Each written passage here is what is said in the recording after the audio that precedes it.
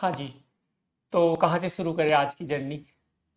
आज की बातचीत माफ़ी से ही शुरू करता हूँ यार, क्योंकि आपको वादा किया था कि 10 जुलाई को वीडियो आ जाएगा, लेकिन आज 17 जुलाई हो गई है, 7 दिन डिले हो गया है। तो इसके लिए एक्सट्रीमली सॉरी। काफ़ी सारी चीज़ें एक साथ आ गई थी। रीपा लॉन्च किया था और एक बार किसी ने पैसे दे दिए तो फिर उनके ऊपर फोकस करना, उनकी पूरी प्रॉब्लम्स को सोल्व करना हमारी जिम्मेदारी हो जाती है।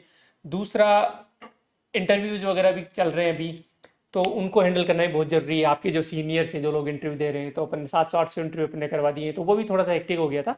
फाइनली आज टाइम मिला है, तो आज फाउंडेशन की शुरुआत करते हैं अपन। सारी चीज़ों के बारे में डिस्कस करेंगे, डिटेल में डिस्कस करेंगे, आराम से तसल्ली से डिस्कस करेंगे। आई थिंक 3 साल से मैं पढ़ा रहा हूँ और 3 सालों में ये मेरा फर्स्ट वीडियो होगा जो तसल्ली वाला होगा, आराम आराम से करने वाला होगा। क्योंकि अब तक जितने भी बैच अपने लॉन्च किए हैं वो मेंस के और इंटरव्यू के रहे, और यूजुअली मेंस में टाइम कम होता है, तो सारी चीज़ें जल्दी जल्दी एक्सप्लेन करनी होती है, बीट लेक्चर्स और the course introductory video. But अभी ऐसा है कि आज का टेस्ट भी है आपका, कि यदि आप मुझे 1-1.5 घंटे नहीं झेल सकते इस वीडियो में, तो आप एडमिशन लेना भी मत। क्यों? क्योंकि यार हम ही लोग आपको पढ़ाएंगे, और यदि मैं आपको 1 घंटे नहीं बांध सक रहा, तो फिर आगे मैं 1 साल आपको कैसे बांधूंगा? ठीक है। तो एक तरीके से ये एक आपका टेस्ट भी हो जाएगा, या मेरा टेस्ट भी हो जाएगा, कि मैं आपको बांध के रखूंगा नहीं रखूंगा, क्योंकि फर्स्ट टाइम मैं डिटेल में चीज़ें डिस्कस कर रहा हूँ। ठीक है। तो इधर आपको पूरा इंडेक्स दिख रहा होगा। सबसे पहले हम डिस्कस करेंगे कि यार आपको कोचिंग की ज़रूरत है या नहीं है। वो आप खुद डिसाइड करोगे, मैं बस आपको पैरामीटर बता दूंगा कि यार ये चीज़ें, यदि आपको लगता है कि कोचिंग करनी चाहिए तो यू आर मोस्ट वेलकम। नहीं लगता तो आप खुद से भी सेल्फ स्टडी कर सकते हो। ठीक है। फिर अपन बात करेंगे कि अच्छा आपको लगता है, सेल्फ स्टडी करते हो, तो भी आपको वीडियो पूरा देखना है, क्योंकि हम पूरी स्ट्रैटेजी डिस्कस करेंगे कैसे कैसे क्या क्या होता है। आपको लगता है कि यार कोचिंग करनी चाहिए, तो वाई कनेक्ट सिविल्स, उस पर मैं बात करूंगा। आप बाकी कोचिंगों से कनेक्ट सिविल्स को कंपेयर कैसे कर सकते हो, उस पर अपन बात करेंगे। ठीक है। क्योंकि राइट टू नो आपका अधिकार है, कंज्यूमर राइट होता है, तो उसके बारे में अपन ढंग से डिटेल में बात करेंगे। इसके बाद में आप इंडेक्स में देख सकते हो। फिर एक बार जैसे कनेक्ट की बात हो गई, उसके बाद में फाउंडेशन कोर्स हम क्यों लॉन्च कर रहे हैं अब। ठीक है। क्योंकि अब तक अपना फाउंडेशन पे नहीं था। अब तक अपना ऐसा था कि भाई मेंस पे फोकस था, इंटरव्यू पे फोकस था। मेंस के अपने 4-5 बैच निकाल चुके हैं अभी तक। ठीक है। और हमेशा और सब्सक्राइब भी रहे भगवान की दया से बैच, और आपका ट्रस्ट ऑफ कोर्स। फिर एक बार ठीक है, फाउंडेशन के बारे में जान लिया, उसके बाद में कि उस कोर्स में क्या क्या होगा, कोर्स के बारे में डिस्कस करेंगे। क्लासेज कैसे होगी, सुबह होगी, शाम को होगी, एक दिन में कितनी क्लासेज होगी, टाइमिंग की बात हो जाएगी, फैकल्टीज कौन कौन रहेगी, क्या एसओपी रहेगा क्लासेज की, आंसर राइटिंग कैसे करेंगे, टेस्ट कैसे रहेंगे, डिटेल शेड्यूल की अपन बात करेंगे। क्लासेज ऑफलाइन ऑनलाइन होगी, हिंदी इंग्लिश मीडियम मीडियम कैसे एडजस्ट करेंगे हम। ठीक है। जयपुर में कहाँ सेंटर होगा, सारी चीज़ अपन बात करेंगे। मेंटरशिप रेगुलरिटी आप कैसे बना पाते हो, क्योंकि 1 साल का जो कोर्स होता है उसमें रेगुलरिटी डिसिप्लिन बनाना सबसे डिफिकल्ट चीज़ होती है। मैं हमेशा एस्पिरेंट्स को बोलता हूँ कि ये एग्जाम कठिन नहीं है, बहुत लप्पू सा एग्जाम है, बट जो हार्डेस्ट पार्ट सिविल सर्विसेज की तैयारी में होता है वो होता है कंटिन्यूटी, रेगुलरिटी बना के रखना, डिसिप्लिन बना के रखना। ठीक है। उसके बाद में फिर कोर्स की पूरी बात होगी, तो कि फीस कितनी रहेगी, उसकी वैलिडिटी कितनी रहेगी। वैलिडिटी का वैसे कोई इश्यू है नहीं। डिस्काउंट वगैरह सारी चीज़ों पर हम बात करेंगे, कि डिस्काउंट हम क्यों नहीं देते, सारी चीज़ों पर हम बात करेंगे। ठीक है। तो शुरू करते हैं बिना देरी के।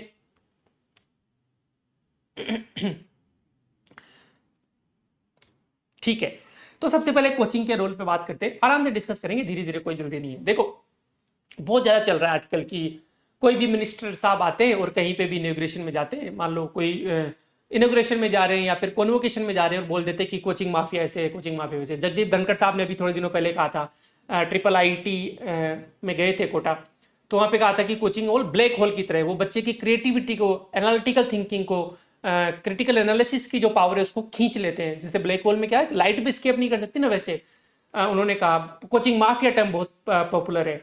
लेकिन एक्चुअली ना, सरकार है या फिर कोई भी जो सरकार के नुमाइंदे हैं, वो अपनी फेलियर को कोचिंगों के माथे मढ़ देते हैं। ऐसा मैं इसलिए क्यों बोल रहा हूं, क्योंकि एक तरफ देखो, वही सरकार, वही गवर्नमेंट अनुप्रति स्कीम में कोचिंगों को पैसा दे रही है, क्योंकि सरकार को पता है कि स्कूल एजुकेशन में इतना बड़ा गैप है, स्कूल एजुकेशन में प्रॉब्लम है, तभी तो कोचिंग फल फूल रही है।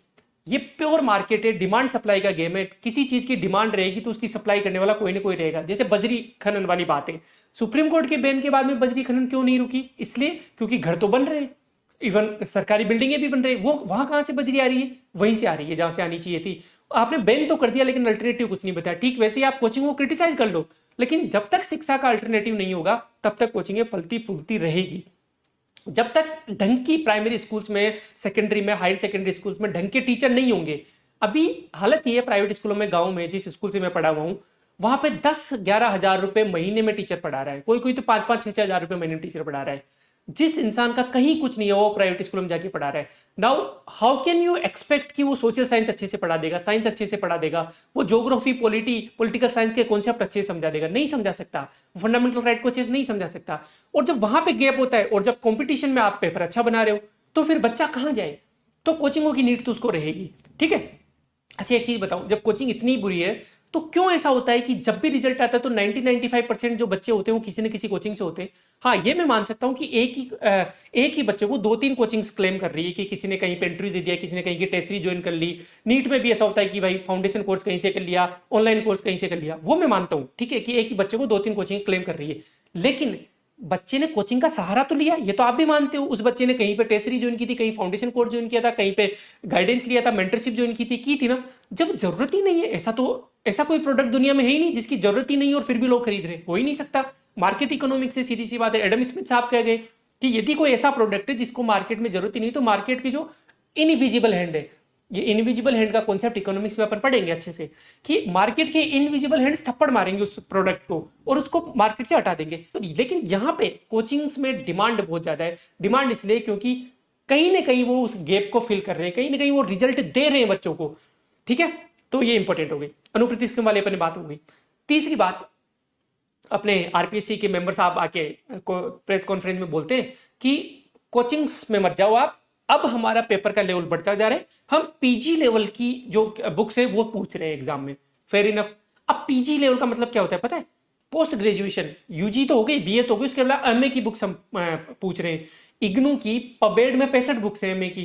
पबेड आप ऑप्शनल लेवल का पूछ रहे हो। हाउ कैन यू एक्सपेक्ट कि एक बच्चा जो 12th पास करके आया है, जो बीए करके आया है, जहां पे ढंग की टीचर नहीं है, टीचर्स एब्सेंट रहते हैं स्कूल्स में, कॉलेजों में पढ़ाते नहीं है, वो पबेड ऑप्शनल लेवल का आंसर कर लेगा खुद से? आप क्रिटिकल एनालिसिस आप बच्चे करवा रहे हो, एनालिटिकल क्वेश्चन आप अभी इन पे भी बात करेंगे किस तरीके के क्वेश्चन आ रहे हैं। एक बच्चा जो सरकारी स्कूल से पढ़ा हुआ है, प्राइवेट स्कूल, ऐसी स्कूल से पढ़ा हुआ है जहां ढंग की टीचर नहीं है, वो कर ही नहीं सकता उनको सोल्व। उसको सिखाना पड़ेगा किसी न किसी द्वारा। एक इंसान जो सेंट्रल यूनिवर्सिटी से पढ़ा हुआ है, आईआईटी से, जेएनयू से, डीयू से पढ़ा हुआ है, बीएचयू से पढ़ा हुआ है, एक इंसान जो इस एग्जाम की तीनों स्टेजों से गुजरा हुआ है, प्री मेंस इंटरव्यू, ऐसा इंसान उसका हाथ पकड़े तब जाके वो बाकी लोगों के एट पार हो पाएगा। ठीक है, फेयर इनफ। अब इसके बाद में भी आपको ऐसा लग सकता है कि नहीं यार मैं तो ये सब कर सकता हूं, तो फेयर पॉइंट है भाई, मैंने भी तो किया ना, मैंने तो कहीं से कोचिंग नहीं लिया आरएस की, है ना, यूपीएससी की भी 10-15 दिन ही गया था, क्योंकि लेकिन मेरे जो इस लेवल पे आने के लिए भी कोचिंग्स का रोल है, कोटा कोचिंग्स का, कि मैं आपको बता देता हूं। इस स्कूल में पढ़ा हूं, अभी ये स्कूल की हालत आज है, मतलब अभी पिछली दीपावली को ये फोटो ली थी, आदर्श विद्या मंदिर स्कूल है। ऐसी स्कूल से मैं पढ़ा हुआ हूँ जहां पे मतलब मैं I don't want to criticise my teachers, कुछ टीचर बहुत अच्छे भी थे हमारे, अच्छे इन द सेंस मतलब उनमें भले ही नॉलेज नहीं होगी, भले ही वो क्वालिफाइड नहीं होंगे, लेकिन दिल के बहुत अच्छे थे, उन्होंने सपोर्ट किया हमेशा, और उनको जितना आता था उन्होंने किया, क्योंकि वहां पे तो भाई वैसे ही टीचर है। इस स्कूल से यहाँ से LHC, lecture hall complex IIT Delhi में जाने का रोल कोचिंग इंस्टीट्यूट का मैं हमेशा ग्रेटिट्यूड में रहूंगा, हमेशा मैं उनका धन्यवाद बोलूंगा। कोटा कोचिंग्स ने मेरे माइंड को बहुत ब्रॉड किया। मैं जब कोचिंग सेंटर में, कोटा में वाइब्रेंट में था, मैं कोचिंग सेंटर में इन्वॉल्व हुआ तो 5,000 में से मेरी रैंक आती थी 4,000 4,500, ये हालत थी मेरी। और 1.5-2 साल में मैं, ऑफकोर्स मेरी भी मेहनत थी, लेकिन उन्होंने मुझे इतना मैच्योर बनाया, इतना पढ़ाया, इतने कंसेप्ट मेरे क्लियर किए कि मैं टॉप 10 में, टॉप 15 में आने लगा, और उसके कारण मैं आईआईटी दिल्ली ये दे पाया। इस कमरे, ये ऑफिस है, ठीक है, ये इस ऑफिस से एलएचसी जाना एक गांव के बच्चे के लिए ये संभव हो ही नहीं सकता था यदि मैं कोचिंग में प्रवेश नहीं करता तो। और वहीं से फिर आईआईटी दिल्ली में जाने के बाद में तो फिर पेडागोगी देखी, टीचर्स को देखा, ऐसे पढ़ते हैं, ऐसे पढ़ाते हैं, माइंड ब्रॉड हुआ। उसके बाद में तो फिर क्या हुआ, हमें आरएस की कोचिंग की जरूरत ही नहीं पड़ी कभी। ठीक है, तो इस तरीके से कोचिंग का रोल होता है। अच्छा, अब आपको लग सकता है कि नहीं ये सब चीजें मैं खुद से कर सकता हूं, सेल्फ स्टडी कर सकता हूं, तो इसका सिंपल सा पैरामीटर है टेस्ट सीरीज और पीवाईक्यू लगाओ। आप पीवाईक्यू उठाओ, यदि आप पीवाईक्यू अच्छे से सोल्व कर पाते हो, आप किसी सेलेक्टेड जो कैंडिडेट है, सेलेक्टेड जो ऑफिसर है, कोई भी आपके जानकार हो, भैया हो, सेलेक्टेड होनी चाहिए, लेकिन क्योंकि बाकी लोग तो मिसगाइड कर सकते हैं आपको, सेलेक्टेड है, उनको अपना आंसर दिखाओ कि भैया दीदी ये मैंने आंसर लिखा है, ये क्या सही है क्या, वो आपको बता देंगे कि आपको कोचिंग की जरूरत है या नहीं है। यदि आप पीवाईक्यूज का अच्छे से आंसर कर पा रहे हो, या फिर किसी कोचिंग की टेस्ट सीरीज आप ज्वाइन कर लो, यदि आप वहां पे टॉप 15, टॉप 10 में, टॉप 50 में भी हो, तो भी आपको कोचिंग की जरूरत नहीं है। मैं तो ये बोल रहा हूँ कनेक्ट सिविल्स की भी आपको जरूरत नहीं है। क्यों? क्योंकि कंपटीशन इज रिलेटिव।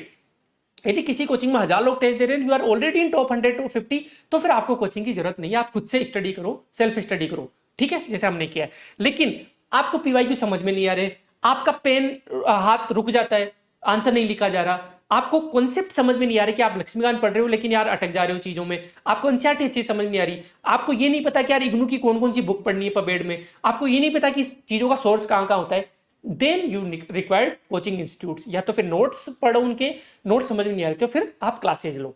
तो ठीक है, आपको यहाँ पे क्लियर हो गया होगा कि यार कोचिंग की जरूरत है या नहीं है। ठीक है, ये आपके ऊपर है। मैं तो of course conflict of interest है, हितों का टकराव है, मैं तो खुद एक कोचिंग इंस्टीट्यूट का ओनर हूं, तो फिर मैं तो बोलूंगा ये आपको कि करनी चाहिए। तो ये आपके विवेक पे, आप अपना फैसला खुद लो।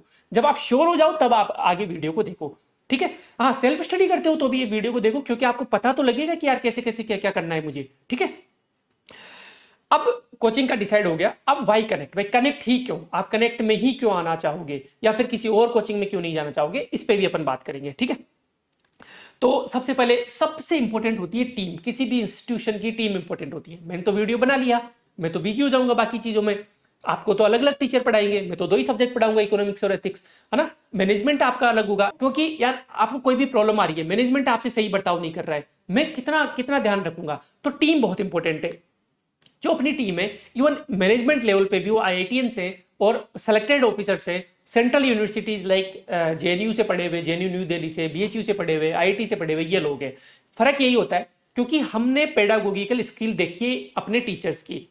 अब देखो, मैं एक चीज बताता हूँ आपको। मैं ऑफ कोर्स इस स्कूल से निकल के मैं आईआईटी में गया। आईआईटी में कोचिंग्स का रोल था, कोचिंग्स में मैंने अच्छे खासे टीचर्स को देखा कि यार ऐसे पढ़ाया जाता है। ठीक है, उसके बाद मैं आईआईटी में गया। आईआईटी में जाने के बाद में मेरा पर्सपेक्टिव ही चेंज हो गया पढ़ाई को लेके। हुआ क्या, फर्स्ट ईयर की बात है, मैम एमआईटी से पढ़ी हुई थी। एमआईटी क्यूएस यूनिवर्सिटी रैंकिंग में दुनिया की नंबर 1 कॉलेज है। ठीक है, वो आते थे और ग्रीन रिवॉल्यूशन पे हमारा था, क्योंकि मैं वैसे तो आईआईटी से हूँ, बीटेक इलेक्ट्रिकल इंजीनियरिंग, लेकिन हमारे ह्यूमैनिटीज के कोर्सेज भी, जो आर्ट्स वाली जो सब्जेक्ट है, वो भी हमें पढ़ाए जाते थे। तो ग्रीन रिवॉल्यूशन पे टॉपिक था। अब मैम ने 5-6 दिन क्या किया कि खुद कुछ नहीं पढ़ाती थी, वो बोर्ड पे भर देती थी, पूछती थी कि ग्रीन रिवॉल्यूशन के बताओ क्या क्या इंपैक्ट थे, नेगेटिव इंपैक्ट बताओ, क्या क्या दुष्प्रभाव थे हरित क्रांति के। अब मैम ने क्या कहा, भाई तू बता, तू बता, तू बता, नियन तू बता, इस तरीके से, और पूरा बोर्ड भर देती थी। मैं 5-6 दिन सोचता रहा कि यार मैडम खुद तो कुछ पढ़ाती ही नहीं है, बच्चों से ही पूछती रहती है, बोर्ड भर देती है और क्लास खत्म हो जाती है। कहीं ना कहीं मेरे माइंड में आया कि यार मैडम को मुझे लगता है कि पढ़ाना ही नहीं आता। ठीक है, 7वें दिन मैम आई और फिर उन्होंने हमें हैंड आउट दिया, जो ग्रीन रिवॉल्यूशन के लिए जो ओरिजिनल ऑथर्स होते हैं उनकी बुक्स हमें दी। और बुक्स में मैंने पाया कि यार ये तो वही चीजें जो हम 7 दिन से डिस्कस कर रहे थे, मतलब हमें तो पहले से ही आती है चीजें बहुत सारी। क्यों? क्योंकि कलेक्टिवली जब 100 बच्चों की क्लास होती है तो किसी को क्या पता है, किसी को क्या पता है, कोई कौन सा न्यूज़पेपर पढ़ रहा है, कोई कौन सा आर्टिकल पढ़ रहा है, किसी ने कौन सी बुक पढ़ी हुई है, कलेक्टिवली सबको नॉलेज होती है कहीं ना कहीं। तो आईआईटीज में ये फोकस किया जाता था कि यार बच्चों से ही निकाली जाए चीजें, रोट लर्निंग पे बिल्कुल ध्यान नहीं दिया जाता था। तो अब तक 2021 से पहले तो चलो आरएस रोट लर्निंग से, रट्टाफिकेशन से निकल जाता था, मैराथन वगैरह से निकल जाता था, लेकिन अब ऐसा बिल्कुल नहीं होगा। अब और मैं आपको बताता हूँ, पहला हमारा टेस्ट हुआ 1 महीने बाद में, and I was literally surprise कि ये क्या हो रहा है यार, मैं कौन सी यूनिवर्सिटी में आके फंस गया। हमारा टेस्ट पता है क्या था? Open book, open notes, open internet exam था। मैम ने क्वेश्चन दिए और बोली कि आप किताबें ला सकते हो अपनी, आप अपने नोट्स ला सकते हो, और आप इंटरनेट मोबाइल का भी इस्तेमाल कर सकते हो, उनका आंसर करो। And I was very happy कि मैं तो फूट गया हूँ एग्जाम में, सब कुछ तो है मेरे पास। लेकिन जब टेस्ट देने लिखा तो पता लगा कि यार ये क्वेश्चंस तो कंटेंट से नहीं होंगे, ये क्वेश्चंस तो क्रिटिकल थिंकिंग एनालिसिस से होंगे। क्वेश्चन ही वैसे ही थे कि आपकी क्या राय है इस चीज के बारे में, कोई पर्टिकुलर केस स्टडी उन्होंने दे दी जिसमें खुद का दिमाग लगाना ही पड़ेगा। उस टॉपिक की अंडरस्टैंडिंग क्लास में डेवलप हो गई, तो ठीक वैसे ही अब आरपीएससी कर रहा है। देखो मैं बताता हूं आपको, देखो क्वेश्चन देखो, evaluate the claim we the people of India made by the constituent assembly. मैं एक बार देख लेता हूं सबको सही काम कर रहा है क्या। ठीक है, हाँ जी, ठीक है। हम भारत के लोग होने के संविधान सभा के दावे की समीक्षा कीजिए। भाई ये क्वेश्चन ऐसा नहीं था कि प्रियम्बल में भाई सेकुलरिज्म का मतलब बताओ, पंथ निरपेक्षता का मतलब बताओ, ठीक है, सोवर्निटी का, संप्रभुता का मतलब बताओ। ये सब तो आपकी किताबों में लक्ष्मीकांत में मिल जाएंगे, लेकिन मैं आपको लक्ष्मीकांत दूं और ये क्वेश्चन करने के लिए बोलूं तो आपकी सॉरी,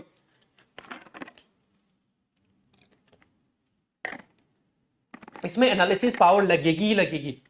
ऊपर क्वेश्चन देखो आप, क्या प्रशासकीय वस्तुनिष्ठा अनिवार्यता प्रशासनिक सत्यनिष्ठा की पूर्व अपेक्षा रखती है? Does administrative objectivity necessary pre suppose administrative integrity?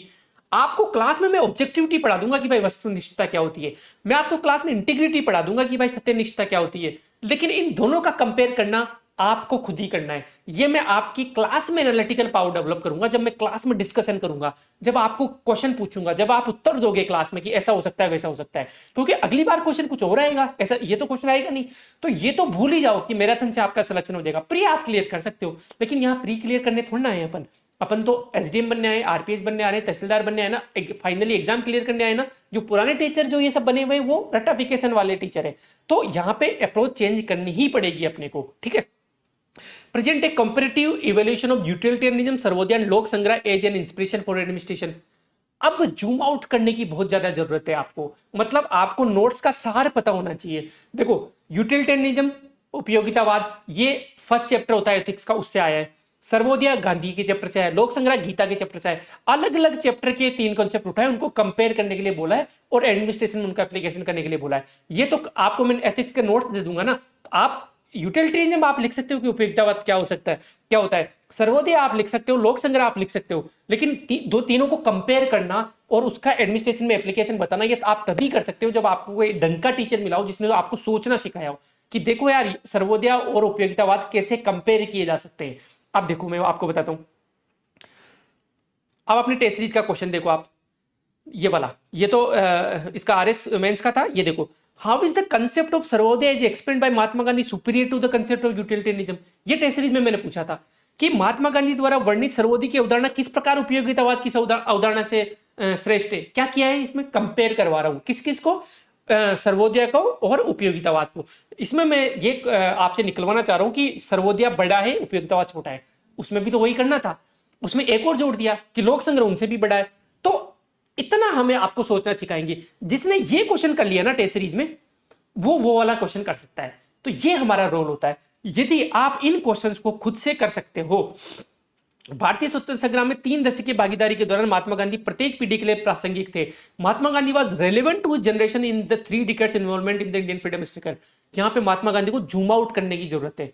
आपको सर्वोदय आपने सॉरी नॉन कोऑपरेशन मूवमेंट आपने रट लिया, ठीक है, दांडी मार्च चोरा चोरी घटना आपने रट ली, आपने सविनय अवज्ञा आंदोलन, ठीक है, और उसके अलावा जो एक तो नॉन कोऑपरेशन था और दूसरा क्या था, नॉन कोऑपरेशन सविनय अवज्ञा हो गया और सिविल डिसोबीडियंस मूवमेंट हो गया। दोनों को आपने रट लिया अच्छे से। लेकिन ये यहाँ पे क्या जूम आउट करके पूछ रहा है कि भाई तीनों दशकों में, पहला दशक कौन सा था 1915 में गांधी जी आए, 1915 से 35, फिर दूसरा दशक 1925 से 1915 से 25, फिर 25 से 35 और फिर 35 से 45। ये 3 दशक की जो जर्नी थी, इनके इवेंट्स आपको कंपेयर करने, इनके इवेंट्स आपको बताने। तो ये जूम आउट करने की जरूरत थी। ये तब होगा जब हम मॉडर्न हिस्ट्री को इंटरेस्टिंगली पढ़ेंगे, डीप में पढ़ेंगे, जब डिस्कशन हम करेंगे क्लास में, तब जाके ये सवाल सोल्व होंगे। सारे क्वेश्चन देख लो, आपको यहाँ पे सारे प्रधानमंत्रियों की भूमिका विदेश नीति में आपको जवाहरलाल नेहरू जी से लेकर अपने जो मोदी जी है वहां तक की अलग अलग जगह होगी वो, है ना। कभी गुजराल डॉक्ट्रिन आएगी, किसी के में पी नरसिम्हा की अलग रहेगी, अपने जो ताशकंद समझौता हुआ था तो उसकी अपने पंडित जो क्या नाम है पंडित जवाहरलाल नेहरू की अलग होगी, चीन के साथ क्या संबंध थे, यूएन में उनका क्या रोल था, फिर अपने लाल बहादुर शास्त्री का ताशकंद समझौता वाली बात हो जाएगी। तो ऐसे मनमोहन सिंह का क्या था, अमेरिका के साथ कैसा था, 9/11 में क्या हुआ था, ये सब चीज़ है ना, 26/11 में क्या हुआ था, फिर मोदी जी की अभी क्या विदेश नीति रही है ना, लू की इससे एक्ट स्टोरी, ये सारी चीज़ें, मतलब आपको जूम आउट करने की जरूरत है विदेश नीति को। ये सब चीज़ें तक कब होगी, जब हम डिस्कशन करेंगे क्लास में, जब आपकी एनालिटिकल पावर को डेवलप किया जाएगा। रटने से, मैराथन से ये सब चीजें नहीं होगी, ध्यान रखना, ठीक है। ये वाला हो गया। इसमें देखो, इसमें करंट की जरूरत है आपको। आर्टिकल 202 से एक नहीं पूछा, इस केस के संदर्भ में पूछा, state of Tamil Nadu versus government of Tamil Nadu. ये खुद से कर सकते हो, डेली न्यूज़पेपर पढ़ सकते हो, कर सकते हो, तो आप सेल्फ स्टडी करो, कोई इश्यू नहीं है, ठीक है। तो ये वाली चीज है। अब ये सब चीजें हमने कहां से सीखी है भाई, माँ के पेट से कोई नहीं सीख के आता। या तो स्कूल में आपको सिखाया जाए, आप डिसेंट स्कूल से हो, या फिर आपकी कॉलेज ढंग की हो, है ना, या फिर आपने कोचिंग की हो। हम लोगों ने जैसे ये कौन है, अपने चीफ इकोनॉमिक एडवाइजर जो इकोनॉमिक सर्वे इंडिया का बनाते हैं। अब मैं इकोनॉमिक सर्वे इतने कॉन्फिडेंस से क्यों पढ़ा पाता हूँ यूट्यूब पे, क्यों, क्योंकि मैंने यूट्यूब जो इकोनॉमिक सर्वे जो रियल में पढ़ा है वो इनसे पढ़ा है। ये आईटी दिल्ली का लेक्चरल कॉम्प्लेक्स था, और जब ये इकोनॉमिक सर्वे थे, चीफ इकोनॉमिक एडवाइजर थे ये तब ये यहाँ पे पढ़ाने आते थे समर में, गर्मी की छुट्टियों में घर नहीं आता था, मैं इनसे पढ़ता था। तो इंटरेस्टिंग बनाया इन्होंने इकोनॉमिक्स में लिए। जितना ज्यादा अच्छा टीचर होगा ना उतना ही वो लल्लू कर देगा कॉन्सेप्ट को। यदि कोई टीचर आपको बता रहा है कि यार ये रेपो रेट तो बहुत खतरनाक कंसेप्ट है, तो वो टीचर को खुद ही नहीं समझ में आ रहा। बहुत लल्लू तरीके से कंसेप्ट को समझाएगा, बहुत प्यार से, बिल्कुल लॉजिकल तरीके से, कॉमन मैन की तरह उस कंसेप्ट को समझाया। क्यों? क्योंकि उसने खुद उस कंसेप्ट को ग्रेप्स किया हुआ है। रटवाएगा नहीं आपको कि देखो ऐसे कर लो तो रे, ऐसे ये काम नहीं चलेगा कि रेपो में आर आता है, रे से मतलब रिटर्न कर रहे हैं, ये सब नहीं चलेगा। रेपो रेट के आपको आत्मा में घुसना पड़ेगा कि क्या होता है रेपो रेट।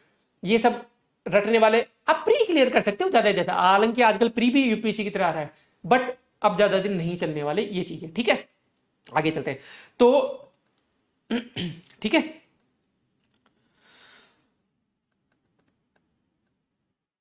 हाँ जी, अब आते हैं भाई टीम टीम कर रहे हो तो ये टीम में है कौन। तो टीम में पहले भी आपने वीडियोज वगैरह देखे होंगे। Deepika ma'am English medium selected है, अपने पढ़ाते भी हैं, 2013-16 सेलेक्टेड है। नियॉन मेरा नाम है ही, मैं एथिक्स और इकोनॉमिक्स पढ़ाता हूँ, आईआईटी दिल्ली से हूँ, और 45 दिन पढ़ाई की थी सिर्फ। I am not proud of it, मेरे पास टाइम कम था क्योंकि मैं यूपीएससी में था, फिर भी मैं इंटरव्यू तक गया, 76 रैंक लाया मैं। मुझे पता है कि यहाँ पे क्या क्या लैक्यूनेज है, मुझे पता है कि भाई आंसर राइटिंग कैसे की जाती है। 3 साल में आंसर राइटिंग कम से कम 3-4 हजार बच्चों को आंसर राइटिंग सिखाई होगी हमने कलम आंसर राइटिंग के थ्रू। ठीक है, और बच्चे सक्सेसफुल भी हुए हैं। क्रिप्टॉन सर हैं आईआईटी खड़गपुर से, ये अपने पबेड टेक्नोलॉजी और फिजिक्स पढ़ाएंगे। 2 इंटरव्यू दिए हैं 2018-2021 दोनों ही। रेडोन सर हैं जो चीफ ऑपरेटिंग ऑफिसर है और राजस्थान हिस्ट्री पढ़ाते हैं अभी, है ना। सीमा में मैं यूपीएससी इंटरव्यू दिया हुआ है, पीएचडी इन मैनेजमेंट। ये सब आपको पता है चीजें, आपने अच्छे से टीम को देखा। जीते में मैं असिस्टेंट प्रोफेसर लगे हुए, लो पढ़ाते हैं ma'am. Siyaram sir IIT Gandhinagar से, दिल्ली यूनिवर्सिटी में गेस्ट फैकल्टी रहे, 6+ ईयर का एक्सपीरियंस है। अभिमन्यु सर नेट जेआरएफ है, एलएन की एक्स फैकल्टी रहे हुए। यूवी सर अभी इंटरव्यू प्रोग्राम को यूवी सर हैंडल कर रहे हैं, इस बार का इंटरव्यू दे रहे हैं, स्पोर्ट्स योगा पढ़ाते हैं। अभिषेक सर हैं जो आईआईटी बीएचयू से, आरएस रैंक 185 पे, अभी जॉब में भी है सर, ये केमिस्ट्री में आपको गाइडेंस करेंगे। डूंगरराम सर हैं जो जेएनयू न्यू दिल्ली से हैं, एमए किया हुआ है वहां से, पीएचडी अभी इनकी चल रही है पीएसआईआर में। अब जो इंसान पीएचडी कर रहा है पीएसआईआर में, वो अच्छे से आईआर आपको पढ़ा सकता है, अच्छे से आपको पॉलिटी पढ़ा सकता है। क्यों? क्योंकि पॉलिटी आसान नहीं आ रही है। ठीक है, जो सेंट्रल यूनिवर्सिटी में पढ़ा हुआ है, जो अच्छे अच्छे प्रोफेसर जिनके जिनके इंडियन एक्सप्रेस और द हिंदू में आर्टिकल आते हैं ना, जैसे आईआईटी दिल्ली के प्रोफेसर के आर्टिकल आते हैं, जेएनयू के प्रोफेसर के, डीयू के प्रोफेसर के आर्टिकल आते हैं। क्यों? क्योंकि वो डीप गए हुए सब्जेक्ट में, उन लोगों से हम पढ़े हुए लोग हैं। ठीक है, नेट जेआरएफ क्लियर है। तो ये सब टीम हो गई। अब हो गया कि भाई ठीक है, आपने बोला टीम भी अच्छी है, एग्जाम का पैटर्न भी चेंज हो रहा है, हमने ये भी डिसाइड कर लिया कि चलो कोचिंग करनी चाहिए या सेल्फ स्टडी करनी चाहिए।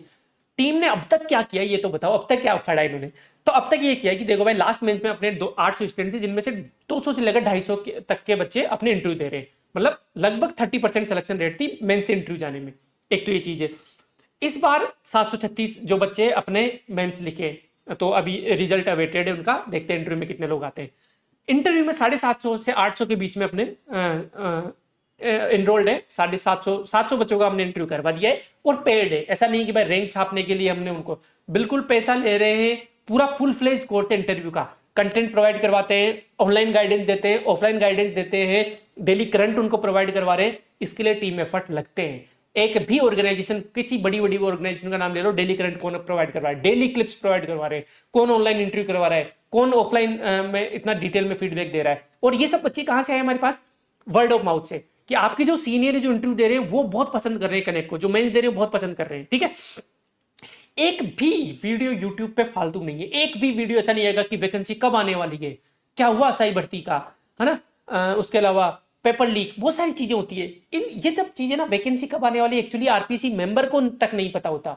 बस थोड़ा आइडिया अनुमान लगा सकते हैं कि यार सितंबर अक्टूबर तक आ सकती है, लेकिन एक्चुअली ये चीजें बहुत लोगों पे डिपेंडेंट होती है। डिपार्टमेंट जो डीओपीटी है उस पर डिपेंडेंट होती है, पॉलिटिकल इनके डिसीजन होते हैं उन पर डिपेंडेंट होते हैं। एग्जैक्ट तो किसी को नहीं पता होता, बस उससे व्यूज आते हैं तो वो वीडियो ज्यादा चलता है, इसलिए बना देते हैं। तो एक भी वीडियो फालतू नहीं बनाया, सारे कंटेंट की वीडियो है, और फिर भी 1.4 मिलियन व्यूज है। ठीक है, क्वेश्चन बैंक में आपको बता देता हूं, प्री का जो पिछली बार क्वेश्चन बैंक था 110+ नंबर के हिट हुए। हालांकि वादा 120 का किया था, 10 नंबर हम शॉर्ट पड़ गए, उसके लिए सॉरी। लेकिन हम ये सोचते थे कि भाई कट ऑफ 100 के आसपास जाएगी, कट ऑफ भी तो 71 गई ना यार, तो कट ऑफ से तो 40 नंबर ज्यादा है। हमने डिसाइड ये किया था कि कट ऑफ हो जाएगी तो हमारे 120 के मैच होनी चाहिए डायरेक्टली क्वेश्चन बैंक से, तो 20 नंबर हम आगे रहनी चाहिए। लेकिन कट ऑफ ही 71 गई है, हमारे तो 110+ मैच हुए, तो 40 नंबर का ज्यादा मैच हुआ है।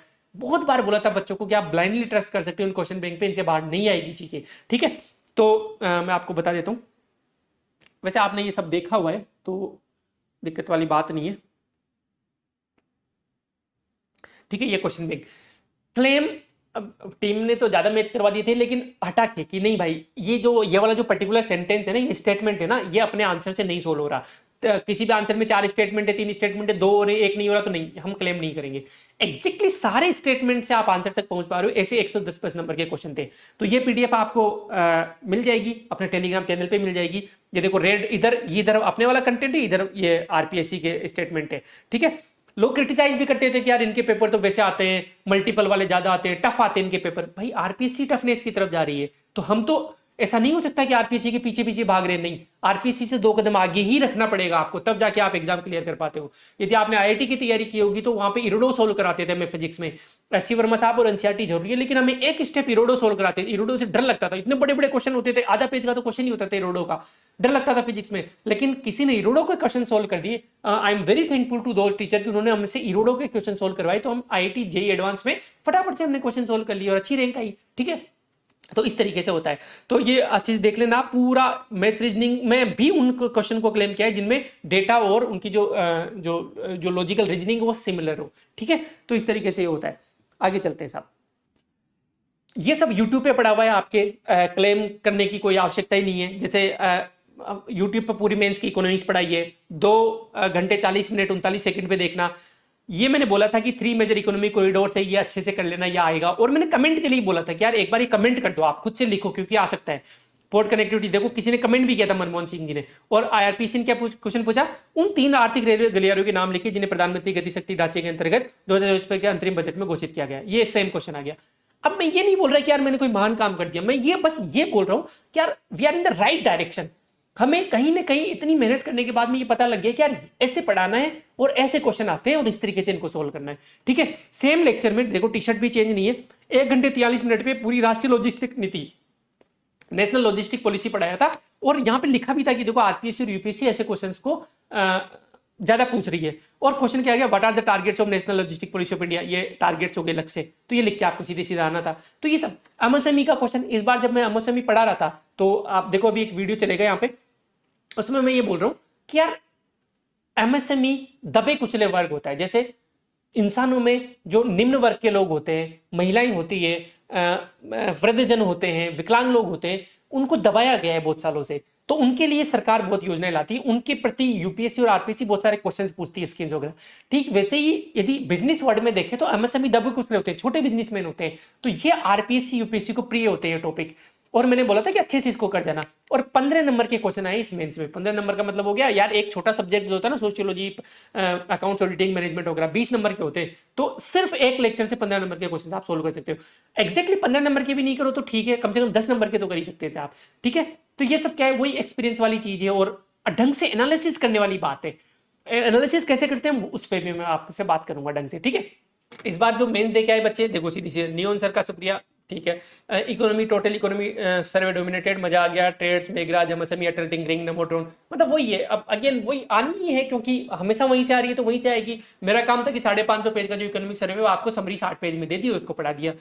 ये गलत बात है। आपने बोला था एग्जाम सेंटर से बाहर आके थैंक यू बोलोगे, मैंने तो पेपर खोलते ही थैंक्स कनेक्ट बोलना शुरू कर दिया था और अब तक बोल रहा हूँ। क्यों? क्योंकि ये लोगों ने हमारे साथ मिलकर मेहनत की थी। अगेन मैं कभी आपको नहीं बोलूंगा कि यार 100% हम सिलेक्शन दे देंगे, नहीं है भाई हमारी इतनी औकात। लेकिन यदि आप हमारे साथ मेहनत करोगे तो बाकी लोगों से आप आगे रहोगे। क्यों? क्योंकि होता क्या है, कभी कभी बच्चा भी इंटरेस्ट लूज कर जाता है। तो ये क्लेम करना सही नहीं है कि भाई हमारे पास जो बच्चा आएगा वो सेलेक्ट ही हो जाएगा। आप कभी कभी इंटरेस्ट लूज कर देते हो, या फिर डिसिप्लिन नहीं होते हो, या फिर आपके कुछ लफड़े हो जाते हैं घर परिवार में, हेल्थ को इश्यू हो जाते हैं, इसलिए। लेकिन जो बच्चा मेहनत करेगा राइट डायरेक्शन में, उसका इस अटेम्प्ट नहीं होगा तो अगले अटेम्प्ट में तो हो गया होगा। बस डायरेक्शन सही होनी चाहिए, ठीक है। तो आगे चलते हैं अपन। तो ये वाली बात हो ही गई। एक minute,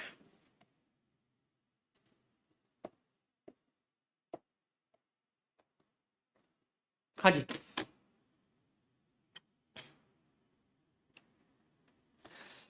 one word, thank you connect civils. RPC exam वाला फील आया ही नहीं, ऐसा लग रहा था कनेक्ट सिविल्स में दे रहे हैं पेपर। क्यों? क्योंकि यहाँ के जो टेस्ट के लेवल से वो तो थोड़े हाई होते हैं, और हाई इसीलिए रखते हैं कि यार बच्चे ने यहाँ पे टाइम पे पूरा पेपर कर लिया, यहाँ पे एनालिटिकल क्वेश्चन को सोल्व कर लिया, तो फिर आरपीसी उसको हलवा लगेगा। और ये बहुत इंपॉर्टेंट है, ये होना भी चाहिए, ठीक है। यहाँ पे आपका लेवल स्ट्रॉन्ग होना ही चाहिए।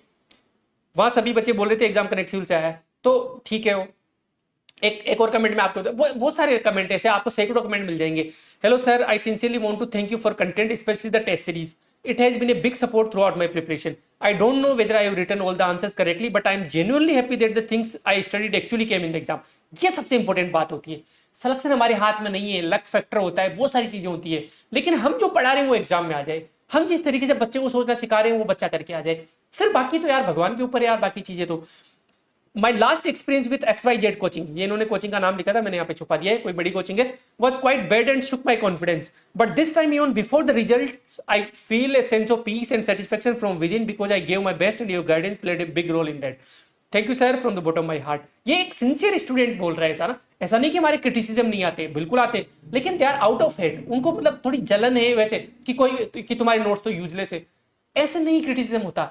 आप आओ बताओ, स्क्रीनशॉट बताओ कि देखो यार ये गलत चीज है तुम्हारे नोट्स में, तो हम मानते हैं। हम बड़ी बड़ी कोचिंग्स को 2 साल में टक्कर दे रहे हैं, लोग तो ऐसे कि यार इनके पास इंटरव्यू के कैंडिडेट इतने कैसे आ सकते हैं, 800-900 कैंडिडेट कैसे आ सकते हैं इनके पास, तो जलन तो रहेगी, तो उनको हम ध्यान नहीं देते, ठीक है। बच्चों से कनेक्ट सबसे बड़ी बात है, इसे बनाए रखना, क्योंकि हमसे सर नहीं भैया ही निकलता है, क्लास से ज्यादा लाइफ जर्नी है, ये बहुत इंपॉर्टेंट है, स्पेशली फाउंडेशन के बच्चों के लिए।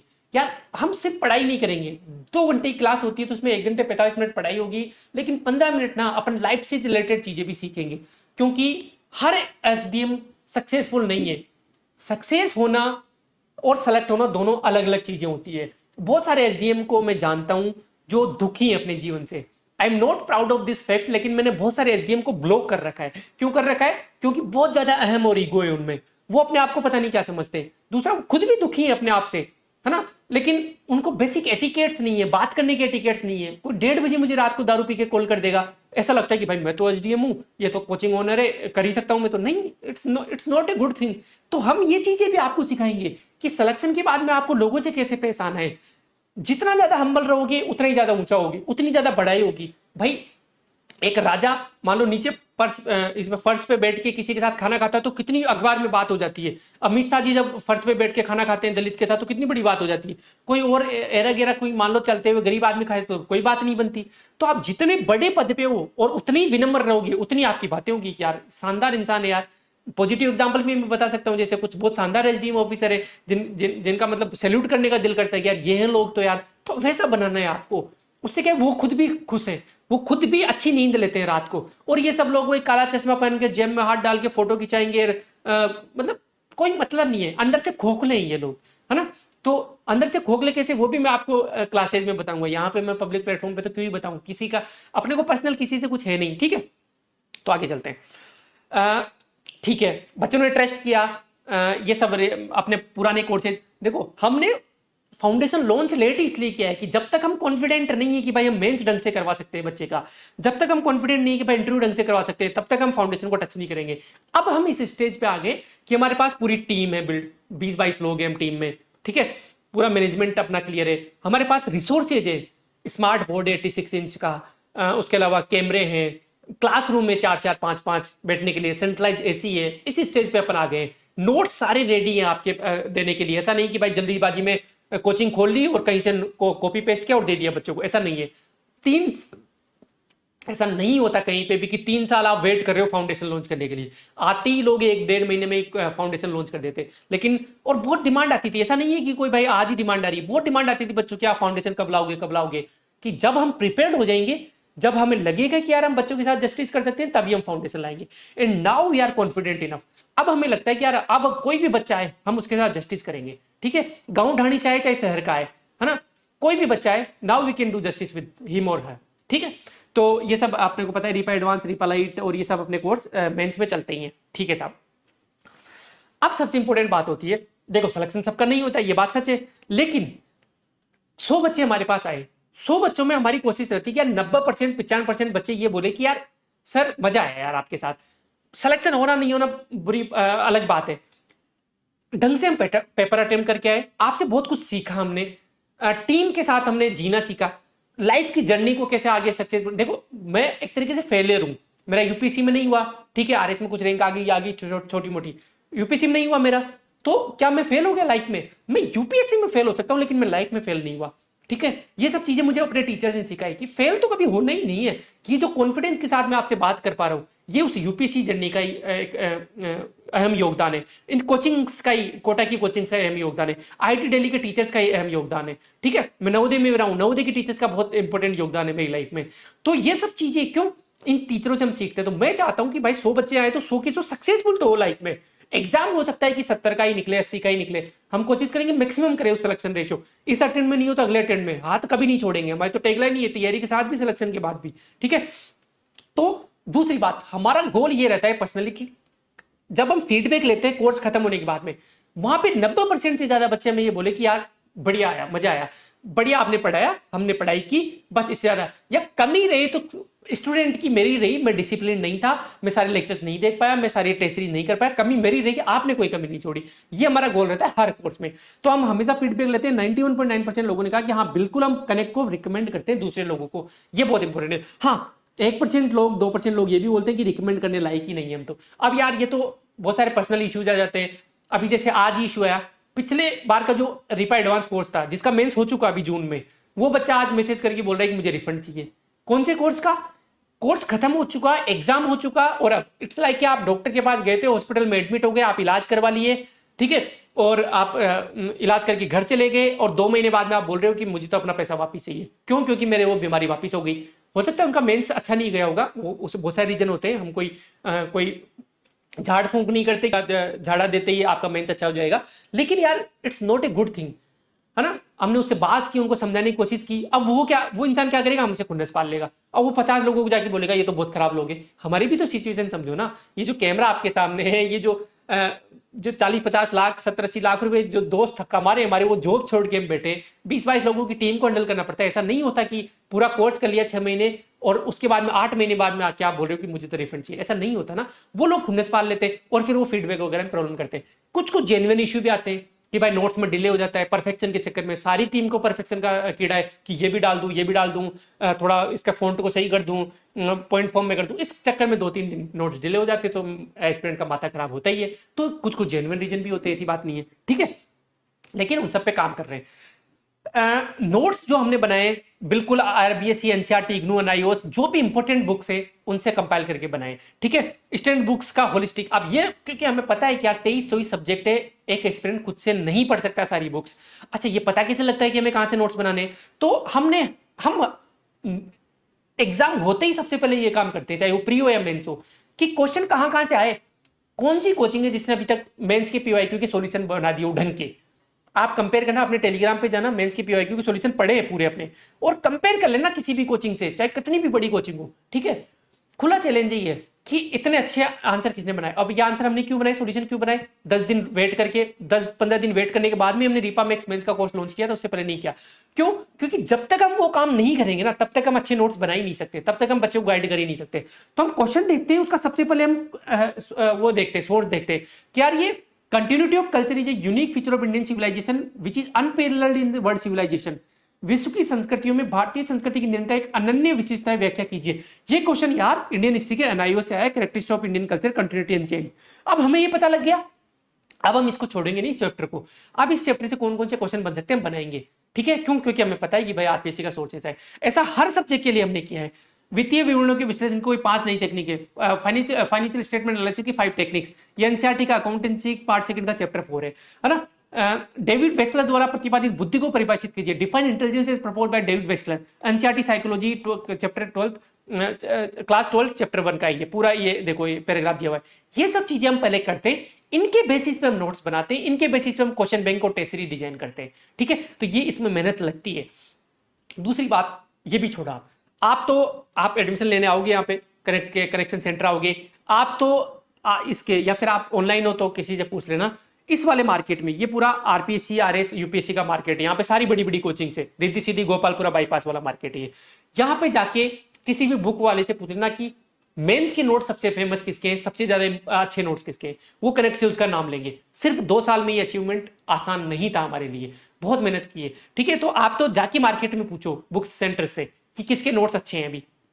ठीक है, अब हमने क्या किया है कि हर सब्जेक्ट के लिए एक अलग अप्रोच चाहिए होती है।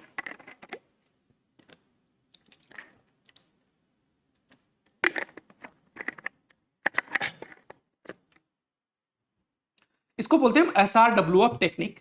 ठीक है, subject specific reading and writing framework technique. ऐसा नहीं है कि एजुकेशन पे क्वेश्चन आया, आप एथिक्स में भी सेम आंसर लिख रहे हो, आप पॉलिटी में भी सेम आंसर लिख रहे हो, आप दूसरे सब्जेक्ट में सेम आंसर लिख रहे हो, अल्फाबेट में भी सेम आंसर लिख रहे हो। ऐसा नहीं होता, हर सब्जेक्ट की अलग डिमांड होती है। सेम भले क्वेश्चन सेम ही हो, है ना, लेकिन तो मैं आपको बता देता हूँ। जैसे मान लो एजुकेशन पे क्वेश्चन आया, अब मान लो इकोनॉमिक्स में क्वेश्चन आया, तो इकोनॉमिक में आपको ग्राफ बनाने पड़ेंगे, इकोनॉमिक में आपको इकोनॉमिक्स टारगेट देने पड़ेंगे, डेटा देना पड़ेगा, बजट में कितना % जीडीपी का इकोनॉमिक्स को टारगेटेड है, ये सब चीजें आपको इकोनॉमिक्स में करनी पड़ेगी।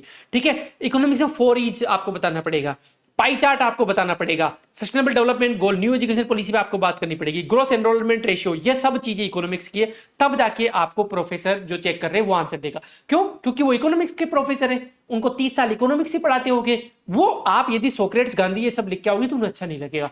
लेकिन यही क्वेश्चन मान लो एथिक्स में आ गया कि भाई एथिक्स में क्वेश्चन आ गया कि एजुकेशन क्यों इंपॉर्टेंट है, एजुकेशन को कैसे प्रमोट करें, तो आप सोक्रेट्स को लिखोगे, सुकरात को लिखोगे कि सुकरात ने कहा है कि knowledge is the only good, ज्ञान ही एक अच्छा ही है। तो ज्ञान कहां से आएगा? एजुकेशन से आएगा, शिक्षा से आएगा।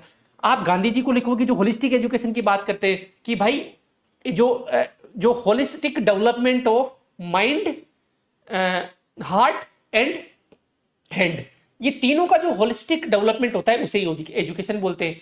कि भाई आपको अपने दिमाग का, अपने दिल का और हाथों का मतलब आपको कौशल भी सिखाना है एजुकेशन में।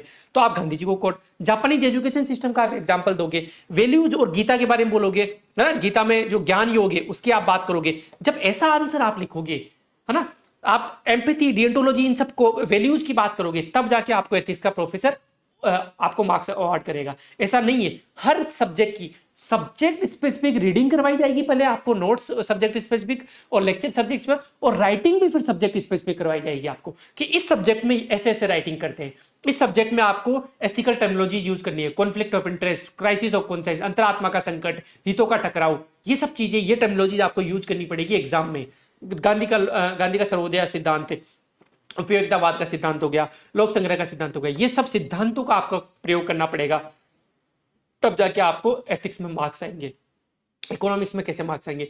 पॉलिटी में यही क्वेश्चन आता है कि भाई क्या क्या एफर्ट्स मारे जाने चाहिए, तो आप आर्टिकल 21 की बात करोगे, सुप्रीम कोर्ट के जजमेंट की बात करोगे कि राइट टू एजुकेशन में जो उन्नी कृष्णन केस है वो बहुत इंपॉर्टेंट है ना, मोहिनी जैन वाला केस है वो बहुत इंपॉर्टेंट है, सुप्रीम कोर्ट के जजमेंट्स की आप बात करोगे तो उसका दिल गदगद हो जाएगा। ये सब चीजें अपन सीखेंगे फाउंडेशन कोर्स में। डीपीएसपी की आप बात करोगे, आर्टिकल 45 में एजुकेशन के बारे में लिखा हुआ है, फंडामेंटल ड्यूटी 51 ए में एजुकेशन के बारे में लिखा हुआ है, इंटरव्यू में पूछा हुआ है अभी कल परसों किसी ने, अपने आरपीसी के बोर्ड मेंबर ने। ठीक है, कोर्ट के judgement, university of Oxford versus Rameshwari photocopy का केस की भाई एजुकेशन पे सबका अधिकार है, ऐसा आप कॉपीराइट नहीं लगा सकते किसी पे। ठीक है, कोठारी कमीशन के बारे में बात करोगे, ये सब बात। हिस्ट्री में एक क्वेश्चन आए तो आप नालंदा तक्षशिला की बात करोगे। हर सब्जेक्ट की subject specific reading and writing framework, जब तक ये नहीं करोगे आपके मार्क्स नहीं आएंगे। ठीक है, आगे चलते हैं। अब सब्जेक्ट स्पेसिफिक कर लिया, अब आपको टॉपिक स्पेसिफिक भी हम तैयारी करवाएंगे, इसको बोलते हैं TRWF technique, topic specific reading writing. की भाई आपको क्या एजुकेशन पे 2-3 कोट हमने दे दिए, है ना, तो अलग अलग टॉपिक है अपने सिलेबस में। भाई पॉलिटी में ये टॉपिक्स है, एक मान लो इकोनॉमिक्स में टॉपिक है एजुकेशन, तो एजुकेशन में 2-3 कोट दे दिया आपको। एजुकेशन रिलेटेड सुप्रीम कोर्ट के जजमेंट कौन कौन से वो आपको एक साथ दे दिए। एजुकेशन रिलेटेड डेटा आपको एक साथ दे दिया कि भाई बजट टू जीडीपी, एजुकेशन का जो बजट है वो जीडीपी रेशियो कितना है, ठीक है, कितने परसेंटेज पॉपुलेशन अपनी लिटरेट है, ये सब डेटा आपको एक साथ दे दिया, है ना, कोर्ट एजुकेशन पे एक साथ। तो इस तरीके की अपन चीजें, कमिटीज एजुकेशन की आपको एक साथ दे दी, ये सारी चीजें एक साथ दे दी, तो वो टॉपिक आपका तैयार हो गया। इसको बोलते हैं TRWF टेक्निक। ये बहुत जरूरी है एग्जाम में रिकॉल करने के लिए, बहुत ज्यादा जरूरी है। ठीक है, नोट्स अपने ऐसा होता है कि एक तो इंचार्ज होते हैं, जो टीचर होते हैं, वो इंचार्ज के एक असिस्टेंट होते हैं, ये यूजुअली होते हैं जो इंटरव्यू दिए हुए, जो अपने कंटेंट टीम में, और फिर लास्ट में प्रूफ रीडर होते हैं। ठीक है, ये तीन भागों में से जाने के बाद में, 3 स्लाइड से जाने के बाद में आपके हाथ में नोट्स आते हैं, ताकि मिनिमम एरर रहे। ठीक है, तो और हमारा गोल क्या है अल्टीमेटली भाई, आप इतने अच्छे आंसर लिख सको। आप प्री तो हम क्लियर करा देंगे, प्री की टेंशन मत लो अपना। मेन गेम होता है मेंस का। मोस्टली जो कोचिंग है वो प्री की तैयारी करवा रही है आपको, मेंस से उनको मतलब ही नहीं है। उनको पता है भीड़ प्री में है, जबकि सिलेक्शन मेन से होते हैं। इंटरव्यू भी थोड़ा लक का फैक्टर आ जाता है, लेकिन सिलेक्शन इंपॉर्टेंट मेन से होते हैं। प्री के तो मार्क्स जुड़ते ही नहीं, आपको पता है। तो हमें आपको एक चेक बुक दे भाई, इंट्रो आपको लिखना आना चाहिए, बॉडी आपको लिखना आना चाहिए, कीवर्ड्स, सुप्रीम कोर्ट जजमेंट, ये सब आपको लिखना आना चाहिए। ठीक है, ठीक है साहब।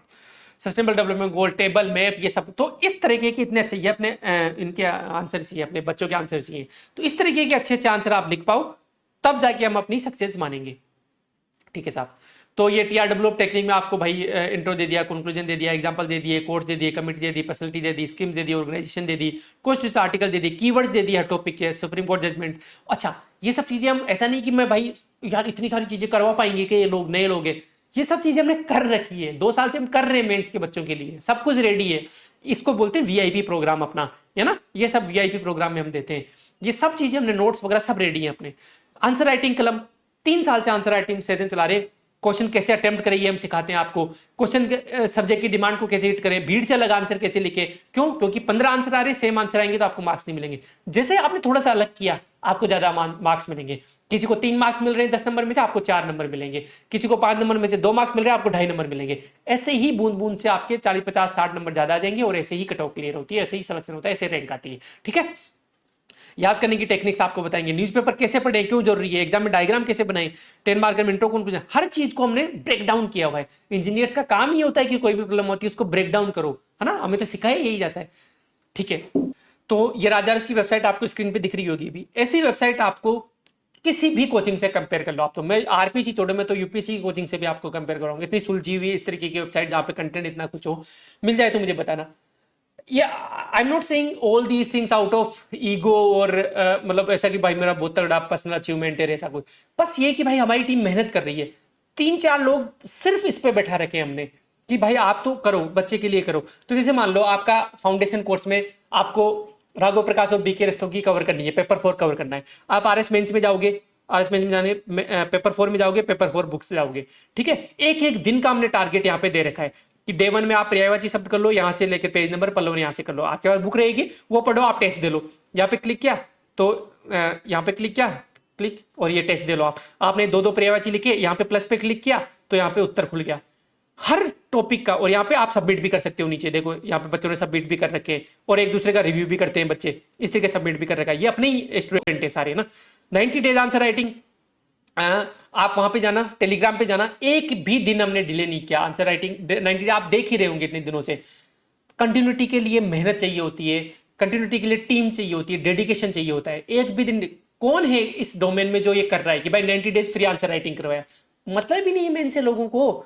ठीक है, तो जैसे वीक 1 में पबेड करो आप, और संक्षिप्तीकरण एक आपने हिंदी का टॉपिक ले लिया, है ना, ये सब चीजें आपके प्रिपरेशन के दौरान हेल्पफुल रहेगी। जब आप कंटिन्यूटी छूट जाएगी तो मैं आपको क्लास में आके बताऊंगा कि आप ऐसा करो, 5 लोगों का ग्रुप बना लो और पबेड स्टार्ट कर दो। आपका पबेड खत्म हो गया ना, पबेड स्टार्ट करो। तो आज आप एडमिनिस्ट्रेटिव मैनेजमेंट, मीनिंग, ये सब हिंदी में भी, ये सब चीजें यहाँ पे इंग्लिश पे क्लिक किया, यहाँ पे हिंदी गए तो ये सारी चीजें हिंदी में भी है, सेम पूरी वेबसाइट, ये देखो हिंदी आ गई, है ना। तो 24 फरवरी पे क्लिक किया, आपने वो टॉपिक पढ़ लिया, 24 फरवरी पे क्लिक किया, लोक प्रशासन का समग्र दृष्टिकोण क्या है, इस पे क्लिक किया, इसका आंसर खुल जाएगा। आप यहाँ पे सबमिट कर लो। ये देखो 34 कमेंट आ रखे, ये अंकिता, अंजना मैम और ये सब, इन्होंने मेंस लिखा है इस बार, तो ये एक दूसरे डिस्कस करते हैं, कंटेंट सही है आंसर की, ये सब चीज आप कर सकते हो। आप 5-5 का ग्रुप बनाओ यहाँ पे फाउंडेशन में, और आंसर राइटिंग शुरू कर दो। इसी को आपको इंग्लिश में चाहिए तो इंग्लिश पे क्लिक करो, और ये देखो यहाँ पे what is the integral view of public administration, click किया और यहाँ पे क्लिक किया तो इसका यहाँ आ गया ना, 30 कमेंट्स इंग्लिश में। तो ना, तो 60-70 बच्चे रेगुलर थे। रेगुलरिटी सबके बस की बात नहीं होती, तो रेगुलर थे बच्चे ये, है ना। तो ये लिख के सबमिट कर रहे हैं, एक दूसरे का रिव्यू कर रहे हैं, पूजा आर्या मैम, गौरव सत्संगी सर, ये सब स्टूडेंट है, ये सब डिस्कस कर रहे हैं यहाँ पे अच्छे से ना। तो ये सब चीजें कहाँ मिलेगी आपको बता दो मुझे। अच्छा, आपको जैसे मान लो फ्री में नोट्स भी पढ़ने हैं आपको, तो आरएस मेंस में गए, पेपर 1 में गए, पेपर 1 में गए, यहाँ पे Rajasthan history, Indian history, world history, Indian economy, ये सब है ना। तो सोशियोलॉजी पे क्लिक किया आपने, तो भाई मुझे तो सोशियोलॉजी का ये पहला टॉपिक है ना, development of sociological thoughts in India. ठीक, क्लिक किया इस पे, ठीक है। तो ये पूरे नोट्स आ गए, ये पूरे ऊपर इंडेक्स आ गया कि भाई अच्छा हिंदी में चाहिए तो यहाँ पे इंग्लिश से हिंदी में चले जाओ, तो हिंदी में भी आपके आ जाएगा। पहले प्रीवियस ईयर क्वेश्चन, ताकि आपको पता लग जाए कि, तो हम क्लास में भी ऐसे ही करवाते हैं, सबसे पहले प्रीवियस ईयर क्वेश्चन डिस्कस करते हैं, यार ऐसे क्वेश्चन आते हैं तब जाके हम करते हैं। सोशियोलॉजी क्या है सारी, एक भी जगह मिल जाए ना ये कंटेंट तो मुझे बता देना आप, है ना। और फिर यहाँ पे पीवाईक्यू का आंसर तक हमने दिया है कि 2018 में ये सोशल थॉट्स आए, इस पे क्लिक करते इसका आंसर खुल गया कि प्रीवियस ईयर क्वेश्चंस कैसे आए उनका आंसर भी तो मैं पढ़ूं, तो ये सब यहाँ पे कर दिया। यहाँ पे कमेंट का ऑप्शन भी मैं बता दूंगा ताकि आप लिख के भी वो करो, है ना। इन यही मुझे हिंदी में चाहिए, यहाँ पे गए और हिंदी में गए, ठीक है। तो ये पूरा हिंदी में आ गया, समाज शास्त्र क्या है पूरा, आप यहाँ से भी पढ़ सकते हो फ्यूचर में, कोई इश्यू नहीं है। आप जो कोचिंग नहीं करना चाहता आप उनको एडवाइस कर सकते हो, है ना। जिनको ये समझ में नहीं आ रहा वो हमसे कोचिंग ले सकते हैं, आ रहा है तो करो, कोई दिक्कत नहीं है। शिक्षा पे सबका अधिकार है, कोई इश्यू नहीं है, ठीक है। यहाँ पे आरएस मेंस में गए, मान लो पेपर 1 में ही आपको हिस्ट्री पढ़नी है ना, तो आप गए राजस्थान का इतिहास में गए, राजस्थान का संपूर्ण इतिहास पे क्लिक किया आपने, तो ये पूरा इंडेक्स आ गया, मराठा की हिस्ट्री ये सब, है ना। तो पहला major landmark in the history of Rajasthan, यहाँ पे क्लिक किया तो ये पूरा आ गया कि भाई ये सब पूरे, है ना। Sources of Rajasthan history ancient civilisation, Rajasthan during Vedic period, Vedic period पे क्लिक किया तो ये वैदिक पीरियड वाला पूरा टॉपिक आ गया ये, ठीक है। इस तरीके से पूरा सिलेबस हमने राजा इस पे कवर करवाया है। इंग्लिश से अभी हिंदी इसकी चालू हो रही है, तो इंग्लिश पे क्लिक करते हिंदी इसकी हो जाएगी, है ना। तो इस तरीके से आरएस प्री में इकोनॉमिक सर्वे पूरी तरीके से, करंट क्विज हमने ये देखो इकोनॉमिक सर्वे चैप्टर 1 वर्ल्ड आर्थिक प्रवृत्तियों का परिदृश्य, overview of macro economic trends. मैं आपको ये सब क्यों बता रहा हूं कि हमने ये सब किया हुआ है तो हम कर सकते हैं, आगे भी हम करेंगे आपके साथ। जब प्री आपका निकट आएगा तो ये दोबारा चलेगा, नए इकोनॉमिक सर्वे के साथ चलेगा। आपको क्या करना है, डेली डे वन पढ़ा आपने, ओवरव्यू मैक्रो क्लिक किया और आपने क्वेश्चन कर लिए इसके 10-15 जो भी क्वेश्चन है, ये देखो यहाँ पे किया स्टार्ट द क्विज और यहाँ पे कर लिया question 1, select the option that shows that, यहाँ पे किया नेक्स्ट, आपका स्कोर भी आ जाएगा लास्ट में, किया नेक्स्ट, ऐसे 5-7 क्वेश्चन, आपको यहाँ पे टाइमर भी चलता रहेगा। ये सारी चीजें हमने की हुई है, ठीक है। तो करंट क्विज हमने की हुई है, राजस्थान इंडिया पूरी सारी चीजें, प्रोग्राम जो फ्री रिसोर्सेज। आपको इच्छा हुई कि मुझे आरपीसी टॉपर्स की कॉपी देखनी है, तो भाई यहाँ पे गए और ये टॉपर्स की कॉपी, ये कनेक्ट के टॉपर्स की कॉपी है और ये आरपीसी टॉपर्स इस पे क्लिक किया तो अपनी कनेक्ट वाली वेबसाइट खुल गई। यहाँ पे गए 2021 के टॉपर, 2018 के टॉपर, 2016, सब कुछ अरेंज है, सब कुछ, ठीक है। इन चीजों में दिमाग लगता है, रिसोर्सेज लगते हैं, डेडिकेशन लगता है, कंटिन्यूटी लगता है। आज मैं बस यही प्रूफ करने आया हूं कि हम किसी से कम तो छोड़ो, कम तो बहुत दूर है, बहुत आगे वो लोग ये कर ही नहीं पा रहे, है ना, कर ही नहीं सकते। मैं बता रहा हूं अभी, क्योंकि इन चीजों के लिए टाइम लगता है। मैं बताता हूँ इतना ओवर कॉन्फिडेंट क्यों हो रहा हूं मैं, है ना। इसके लिए सॉरी, मैं थोड़ा ओवर कॉन्फिडेंट फील कर आपको वो कर रहा हूँ। लेकिन देखो मैं बताता हूँ, ये वेबसाइट कब से चल रही है राजा, पता है 2016 से। 2016 से जो जयदीप सर है आईटी रुड़की से मेरे सीनियर है, वो चला रहे हैं इसको। अब उनको ऐसा लगा कि यार कोई एबल बंदा है, नियोन है जो हैंडल कर सकता है, क्योंकि उनके तो यार और भी बिजनेस है, वो ईवी वगैरह में है और वो हमारे मेंटर है, एक तरीके से गाइडिंग लाइट है हमारे। तो उन्होंने पूरी तरीके से हमें सलाह दी कि यार आप रन करो इसको। तो राजा रस अब पूरी तरीके से कनेक्ट सिविल्स की अपनी फ्री कंटेंट जितना चाहो आपको मिलेगा यहाँ पे, ठीक है। तो आप सेल्फ स्टडी भी करना चाहते हैं तो यहाँ से कर सकते हो, आप अपने दोस्तों को बता सकते हो। बाकी रीपा मैक्स, रीपा एडवांस, ये सारी चीजें। आपको करंट क्विज चाहिए, टेसरी चाहिए, राजस्थान इंडिया 90 डेज प्रोग्राम टेसरी, ये सारी रीपा मैक्स, रीपा एडवांस, सारी चीजें। मेंस के नोट्स चाहिए, प्रीलिम्स के नोट्स, मेंस के नोट्स पे क्लिक करते हैं आपको सारे मेंस के नोट्स मिल जाएंगे। पेपर 1, 2, 3, 4, पेपर 1 पे क्लिक करते, ये पेड है सब, हालांकि ये फ्री नहीं है, कनेक्ट सिविल्स पे पेड है सारी चीजें। सिलेक्शन होने के बाद में आपको हमसे जुड़े रहना है, फिर क्योंकि सिलेक्शन होने के बाद में ऐसे कांटेक्ट रखते हैं तो ऐसा लगता है कि भाई फालतू ही चिपक रहा है नहीं ऑन, फिर हम आपको छोड़ देंगे। यदि आप इतना सा ग्रेटिट्यूड है आप में तो आप हमसे कांटेक्ट रख सकते हो, ठीक है। बट उसके बाद में मैं किसी को कॉल नहीं करता, किसी को मैं मतलब मैसेज नहीं करता, सबकी अपनी अपनी लाइफ होती है। यदि सामने वाला लगता है कि मैं वर्थ इट हूं, सामने वाले को लगता है कि हाँ मैंने उसकी जर्नी में थोड़ा सा भी हेल्प करवाया। बहुत सारे पिछले बैच के जो लोग थे जो सेलेक्ट हुए, बहुत सारे दोस्त थे जिनको गाइड किया था, है ना, उनके आगे से फोन आते हैं, मैसेज आते हैं, तो बात कर लेते हैं अपन, कोई दिक्कत नहीं है। बट किसी को आगे से डिस्टर्ब नहीं करते। तो सिलेक्शन के बाद में ये आपकी जिम्मेदारी होगी हमसे कॉन्टेक्ट बनाए रखने की, ठीक है। तो सिलेक्शन तक हम आपके साथ हैं। तो ये आरएस प्री हो गया, आरएस मेंस हो गया, टेस्ट सीरीज हो गया, और प्रोग्राम्स हो गए, बाई नोट्स हो गए, आरएस इंटरव्यू में पूरी आरएस इंटरव्यू अपन अच्छे से कंडक्ट करवा रहे हैं। तो ये वेबसाइट पूरी हो गई, मैंने आपको अच्छे से वेबसाइट का ओवरव्यू दे दिया है, ठीक है। आगे चलते हैं साहब। इनोवेशंस, भाई इनोवेशन में पीछे रहेंगे नहीं। एआई अब धीरे धीरे हम इंटीग्रेट करने वाले हैं। एआई मतलब एआई का प्लानर बनाने के लिए कि भाई आप मान लो पीछे छूट गए, आप 3 दिन नहीं आ पाए ऑफलाइन क्लासेस में, तो आपको एक टूल दे दिया जाएगा। हालांकि मैं अभी वादा नहीं कर रहा कि ऐसा होगा ही होगा, लेकिन we are developing that tool. जैसे अभी ट्रैकर बनाया मैंने आज ही मेंस के लोगों के लिए कि डेली वेबसाइट पे जाओ, इस राजा वेबसाइट पे टिक कर दो कि अच्छा मैंने लेक्चर देख लिया, मैंने आज की डीपीपी सोल्व कर ली, मैंने पेपर 4 कर लिया, ये कर लिया, टिक कर दो, आपका स्कोर आएगा और 15 दिन का एवरेज स्कोर आएगा। हमने एक मार्कर लगा रखा है कि यदि 40 से कम स्कोर होगा ना तो रेड हो जाएगा, वो हमें पता लग जाएगा। मेंटर आपको मैसेज करेंगे या कॉल करेंगे या फिर 7 दिन की जो मीटिंग होती है उसमें बोलेंगे कि भाई रेड कैसे हो रखा है। यदि 40 से 70 का 20 का स्कोर है तो येलो है, क्या ठीक है तुम कर रहे हो, कंटिन्यू कर रहे हो, करते रहो। और यदि 70 से ऊपर का स्कोर है तो मतलब आप मैक्सिमम आपके गोल्स अचीव कर रहे हो, मतलब आपको रिवॉर्ड भी मिलना चाहिए। तो गेमिफिकेशन इसको हम बोलते हैं। गेमिफिकेशन क्या होता है, अभी रशिया यूक्रेन वॉर हो रही थी ना, तो यूक्रेन वालों ने युद्ध का भी गेमिफिकेशन कर दिया। उन्होंने क्या किया कि यूक्रेन के जितने भी सैनिक है, जितनी ज्यादा तबाही मचाएंगे रशिया में, जितने ज्यादा सैनिकों को मारेंगे, जितने ज्यादा उनके इंफ्रास्ट्रक्चर को ध्वस्त करेंगे, उनको पॉइंट मिलते हैं, गेम की तरह पॉइंट मिलते जाते हैं। और जितने ज्यादा पॉइंट होंगे उतनी ज्यादा उनकी सैलरी होती है, जितने ज्यादा पॉइंट होते हैं उतने ज्यादा उनको हथियार मिलते हैं, उतने ज्यादा उनको रिसोर्सेज मिलते हैं, उनका प्रमोशन होता है। तो गेमिफाई कर दिया। ठीक वैसे ही हम यहाँ पे कि जितने ज्यादा आपका स्कोर होगा उतना ही आपको रिसोर्सेज उपलब्ध कराए जाएंगे, उतना ही मेंटर आप पे ज्यादा ध्यान देगा, है ना। उतना ही, अब जैसे कम है स्कोर आपका तो मेंटर आपको कॉल करके पूछेगा भाई कम क्यों है। अब हम भी यार ज्यादा पीछे नहीं पड़ सकते ना, आप मेच्योर हो, आप आईआईटी की तैयारी तो कर नहीं रहे भाई, 18-19 साल के तो हो नहीं, आप सब 21 साल से ऊपर हो लगभग। तो 3 बार कॉल कर लिया, 4 बार कॉल कर लिया, फिर आप भी परेशान हो जाओगे। तो आपको भी हमसे बना के रखना है, ठीक है। पर्सनल असिस्टेंट एआई का हमने दे दिया, जो आपके लिए प्लानिंग करके दे रहा है फ्यूचर में, ठीक है। ट्रैकर हो गया, प्लानर हो गया। घर पे हम जो भी फाउंडेशन में, जो ऑनलाइन फाउंडेशन में, घर पे हम आपको आंसर राइटिंग के लिए, डीपीपी आंसर राइटिंग के लिए बुकलेट भेज रहे हैं, और टेस्ट लिखने के लिए खाली आंसर शीट्स भेज रहे हैं, ठीक है। कौन कर रहा है ये? यूपीएससी में भी नहीं कर रही है लोग हमें, क्योंकि यूपीएससी जब हम देते थे तो हम क्या, हमें ऑनलाइन टेस्ट सीरीज ज्वाइन की थी। अब भाई 50 पेज है, उसको निकलवाने जाना पड़ता था गांव में। एक तो टाइम खराब होता था, मोटिवेशन डाउन होता है कि अरे यार कौन निकलाएगा, तो टेस्ट छूट जाता था। दूसरा 10 रुपए प्रिंट का लेता था गांव में, तो 500 रुपए तो एक टेस्ट के मेरे प्रिंट करवाने के ही हो गए। तो 500 इंटू मान लो 20 टेस्ट भी, तो 10,000 रुपए तो मेरे प्रिंट करवाने के ही निकल गए। तो हमने उस प्रॉब्लम को समझा, तो भाई घर पे हम उन आंसर शीट्स को भेज रहे हैं। पेपर आपका उसी दिन आएगा जिस दिन टेस्ट है, पीडीएफ आ जाएगी, आप लिखो और उसको सबमिट कर दो। तो इस तरीके की इनोवेशन हम कर रहे हैं। जो एसेसरी जो किट है, बैग वगैरह, टी शर्ट वगैरह, वो भी आपको घर भेजी जाएगी ऑनलाइन स्टूडेंट्स के लिए, ठीक है। तो इन सब चीज़ों में तो हम टेंशन मत लो, हम हमारा काम ही यही है बीटेक वालों का, ठीक है। एप्लीकेशन में देखो, एप्लीकेशन में आप थोड़ा सा आपको गाइड कर देता हूँ। प्रियेश भारद्वाज, परचेज रिपा एडवांस, देखो कितनी सही टाइम पे मैंने ऐप खोला है, किसी ने रिपा एडवांस परचेज किया और ऐप खोल लिया मैंने। चलो ठीक है, ठीक है। एप्लीकेशन का होम पेज आपको दिख रहा है। जैसे मेंस कोर्स में गए, मेंस कोर्स में रिपा मैक्स में ये सारी लाइव क्लासेज यहाँ पे आ जाएगी।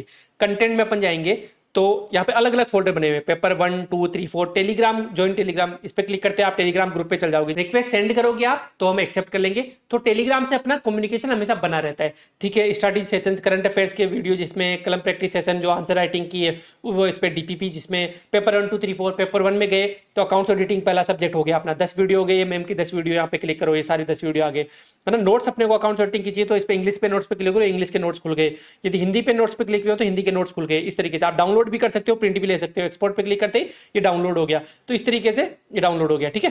तो सारा सब कुछ सिस्टमेटिक है, आपको किसी को पूछने की जरूरत ही नहीं पड़ेगी ऐप में। तो मैं बता रहा हूं आपको, सब कुछ सिस्टमेटिकली हमने डिजाइन करके। टेस्ट पे गए, टेस्ट पे क्लिक किया, ओमा टेस्ट मतलब ये प्रीलिम्स के टेस्ट है, मेंस टेस्ट मतलब ये मेंस के टेस्ट है।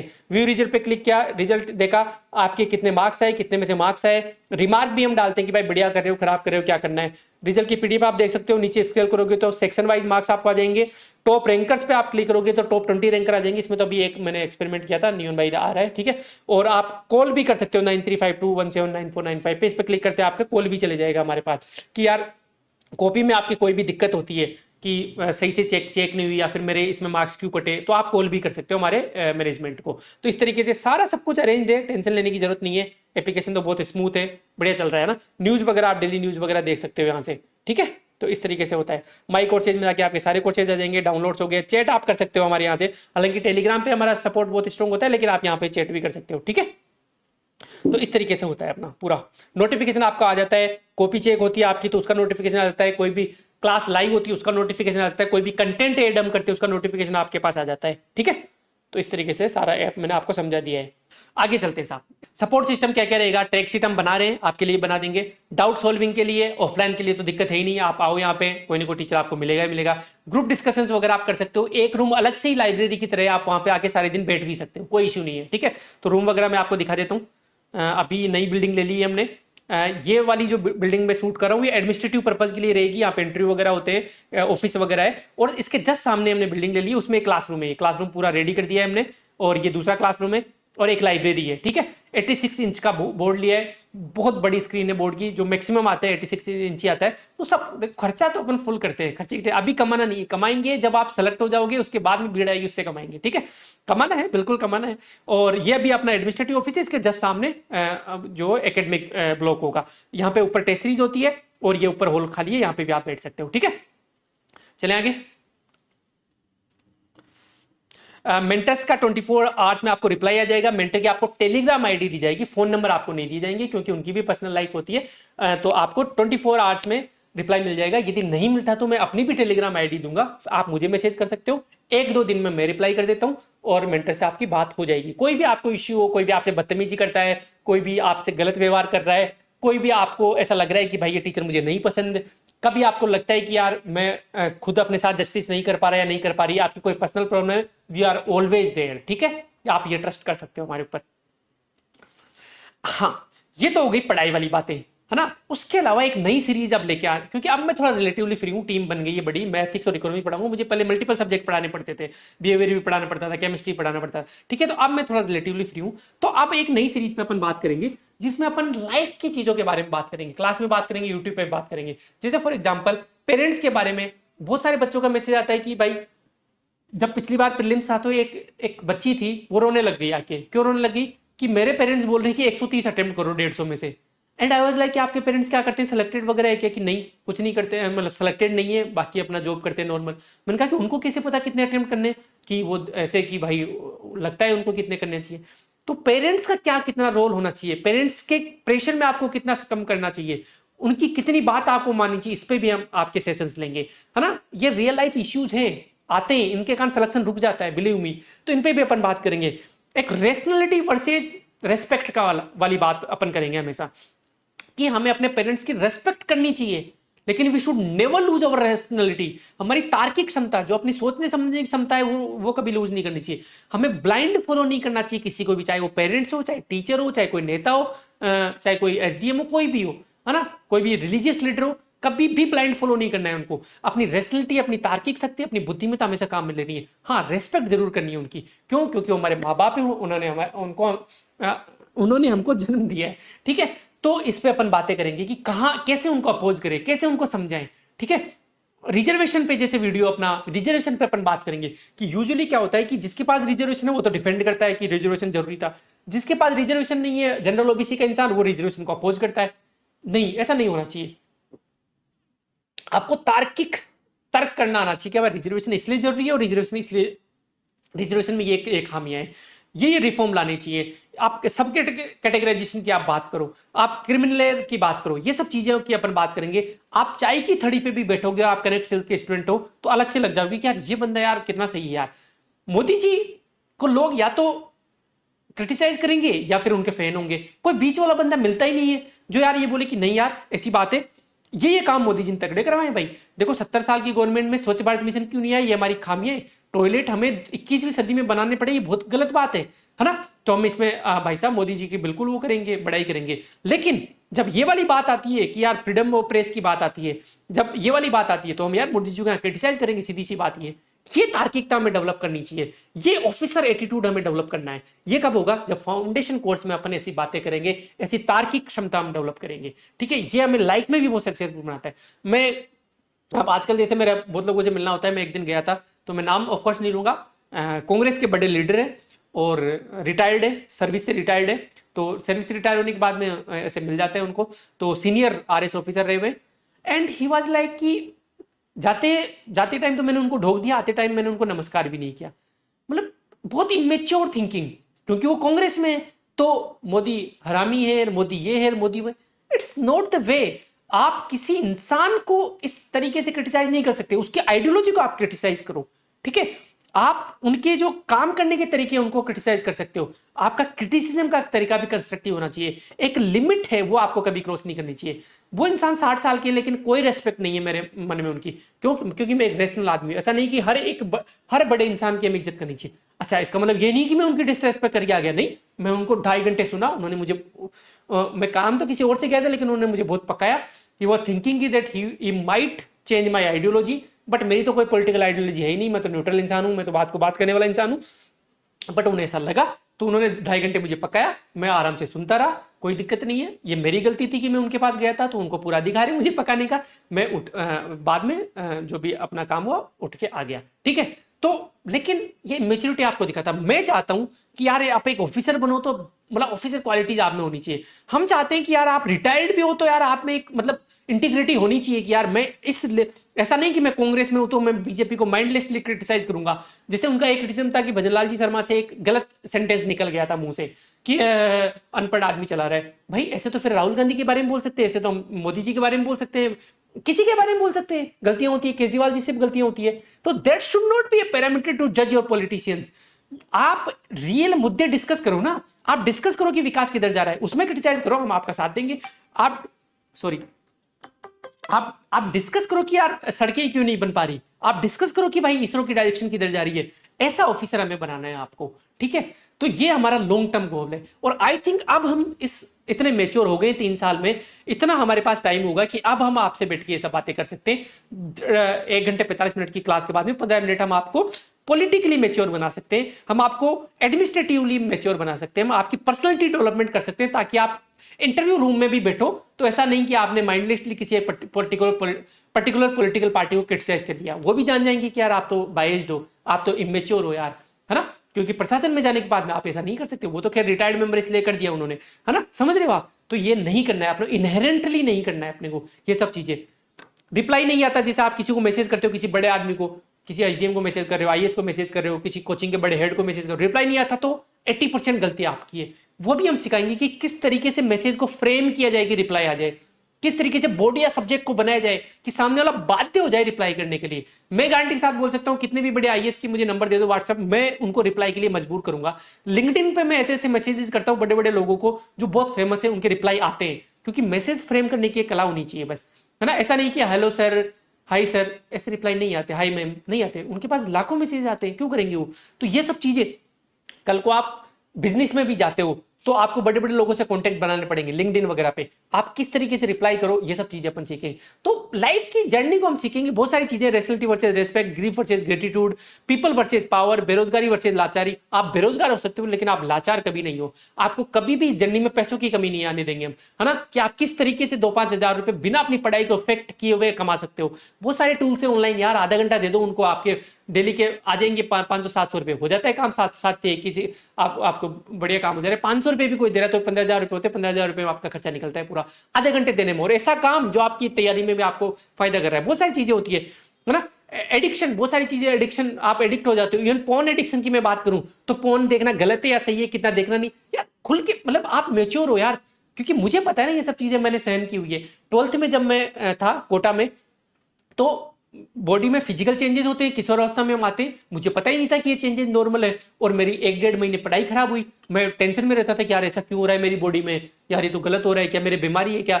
एक बार तो हिम्मत करके डॉक्टर के पास गया, लॉबी में बैठ के वापस आ गया कि यार जज करेगा डॉक्टर तो, है ना, कोई था नहीं दोस्त, है ना। बाद में फॉर्चुनेटली मेरे कजिन है डेविड सर अपने, उनके साथ मेरी दोस्ती हुई, फिर मैंने उनसे डिस्कस की चीजें, उन्होंने कहा कि अरे पागले तो बहुत नॉर्मल चीज है।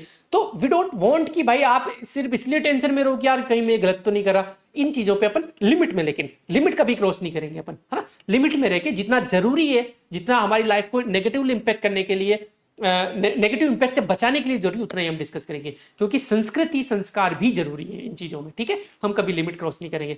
B confident of your roots, ये सब चीजें अपन, जैसे हिसाब लगाना है तो पूरा लगाओ, नहीं तो मत लगाओ। रूम पार्टनर से आपकी नहीं बन रही, बहुत सारी चीजें, क्योंकि रूम पार्टनर आगे आपके बिजनेस पार्टनर होगा, है ना। तो बिजनेस पार्टनर कैसे, जैसे अब पिछले 2 साल में किस लोगों की टीम मैंने खड़ी की है, मुझे ही पता है भाई कैसे खड़ी की है ना। ऐसे लोग नहीं रुकते ऐसे, उनको लगता होगा कि भाई मेरे में कुछ पोटेंशियल है, मुझे लगता होगा कि उनमें कुछ पोटेंशियल है। म्यूचुअल जब कॉन्ट्रीब्यूशन होता है, जब आप कॉम्प्लीमेंट्री होते हो एक दूसरे से, तब जाके आप रुकते हो। तो ऐसे ही आप फ्यूचर में कुछ बिजनेस करते हो, फ्यूचर में आप एसडीएम बनते हो, आईएएस बनते हो, तो किस तरीके से आपको अपने बैचमेट से उनसे बना के रखनी है, किस तरीके से आपसे सीनियर से आपको बना के रखनी है विदाउट कॉम्प्रोमाइजिंग और इंटीग्रिटी, है ना, without succumbing to the political pressure. कैसे आपको राजनेताओं से भी बना के रखनी है। ऐसा नहीं कि भाई मैं तो राजनेताओं से नफरत करूंगा, ऐसा नहीं, ऐसा नहीं होता।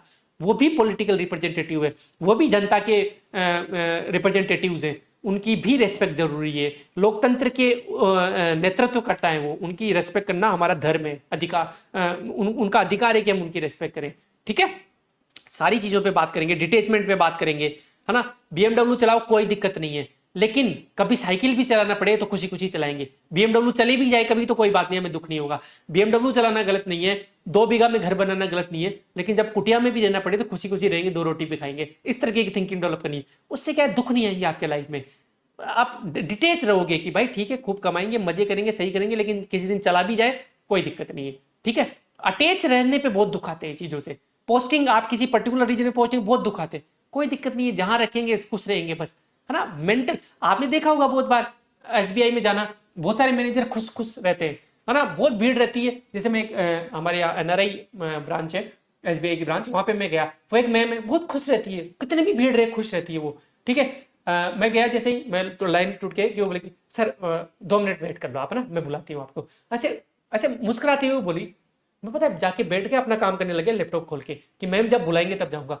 कुछ कुछ राइट फ्रॉम द मॉर्निंग 8-9 बजे से ही दुखी रहते हैं कुछ कुछ, कि आ जाते हैं उठ के लाइन में लगो, और सारे दिन दुखी रहते हैं। काम सेम है दोनों के, क्यों अलग है?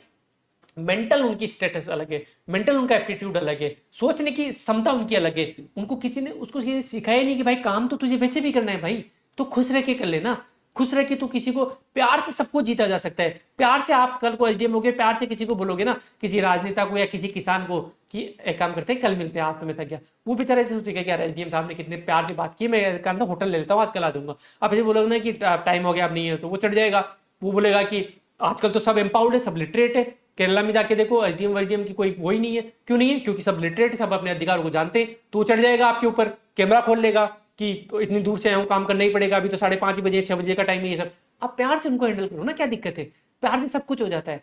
तो ये सब चीजें भी हम सिखाएंगे आपको, ताकि लाइफ में आगे प्रॉब्लम्स, ये सारी चीजें जो हम कर रहे हैं, किस तरीके से 800 बच्चे हम लाए हैं इंटरव्यू में, पहला इंटरव्यू करवा रहे हैं, किस तरीके से 800 बच्चे लाए, सब प्यार से बात करके। क्यों में खड़े रहते हैं बच्चे बाहर, कभी किसी को 1 बजे होता है, 3 बजे इंटरव्यू होता है, बाहर हम हैंडल करते हैं कि सर डिटेल फीडबैक दे रहे हैं अंदर। आप अंदर जाओगे, आपको भी तो डिटेल फीडबैक देना पड़ेगा ना। तो आप ऐसे एक्सपेक्ट नहीं कर सकते ना कि भाई मुझे तो डिटेल फीडबैक दो, बाकियों को जल्दी जल्दी कर दो, ऐसा नहीं कर सकते ना। तो इसलिए टाइम लग जाता है।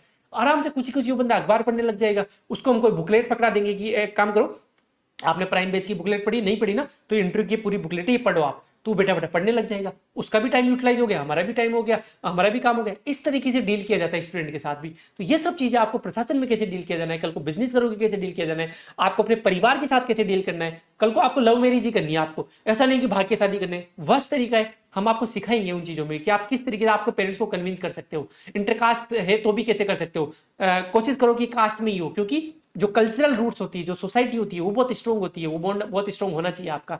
ये सब चीजें, भाग के शादी करना is not a good solution, नहीं बिल्कुल नहीं है, आपको नहीं करना चाहिए। यदि आप इतने कॉन्फिडेंट नहीं हो कि आप अपने पेरेंट्स को कन्विंस नहीं कर सकते, तो आप फेलियर हो, सीधी सी बात है। कन्विंस कैसे करना है इन सब चीजों पे, फाउंडेशन बहुत लंबी जर्नी है, अपनी 12-14 महीने की जर्नी है। इन सब चीजों पे पढ़ाई में बिल्कुल कमी नहीं रखेंगे आप, टेंशन मत लो।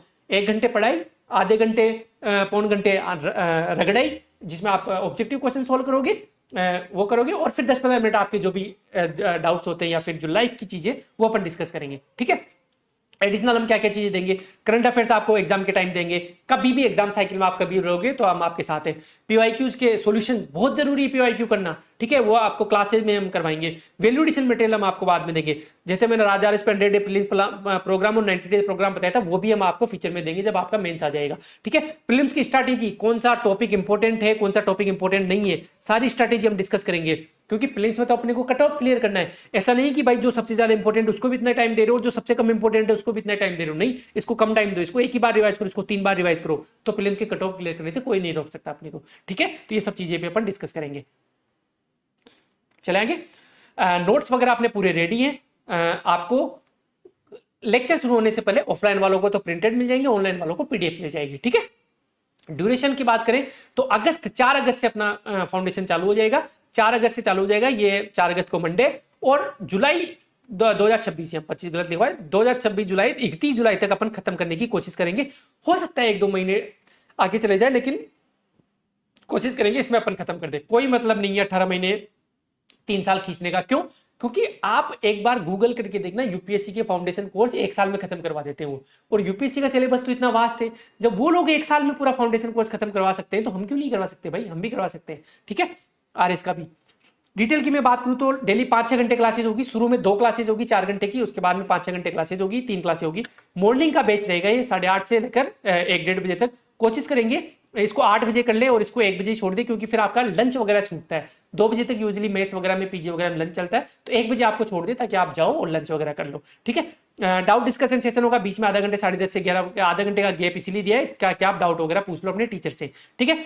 12 से 14 मंथ हो गया, जुलाई 2020 में खत्म कर देंगे। मटेरियल प्रिंटेड आपको नोट्स मिल जाएंगे ऑफलाइन, जो यहाँ पे ऑनलाइन वालों को पीडीएफ मिल जाएगी। टेस्ट सीरीज में ऑब्जेक्टिव और सब्जेक्टिव टेस्ट दोनों ही होंगे, अल्टरनेटिव होंगे। 7 दिन में ऑब्जेक्टिव, अगले 7वां दिन, अगले मतलब 15वें दिन सब्जेक्टिव टेस्ट, फिर ऑब्जेक्टिव, फिर सब्जेक्टिव, ठीक है।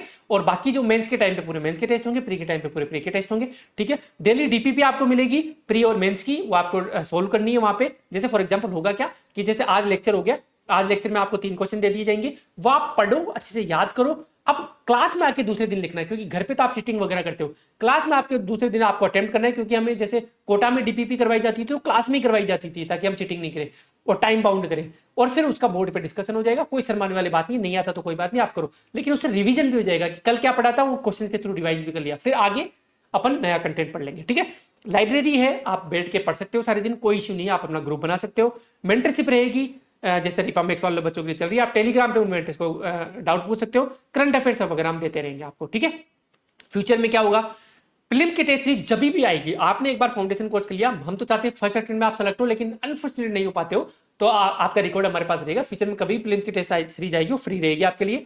मेंस की टेस्ट सीरीज में आपको 40% डिस्काउंट रहेगा, क्योंकि देखो यार, इतनी तो हमारी वर्किंग कैपिटल ही होती है, कॉस्ट ही आ जाती है 7%, तो क्योंकि हम हाईएस्ट पेइंगे, मतलब कितनी छोटी ऑर्गेनाइजेशन है देखा जाए तो, लेकिन फिर भी हाईएस्ट पे करते हैं जो कॉपी चेक कर रहे हैं उनको 300 350 रुपए पे करते हैं हम, तो 60% तो हमारा खर्चा आ जाता है, तो बस खर्चा हम लेंगे।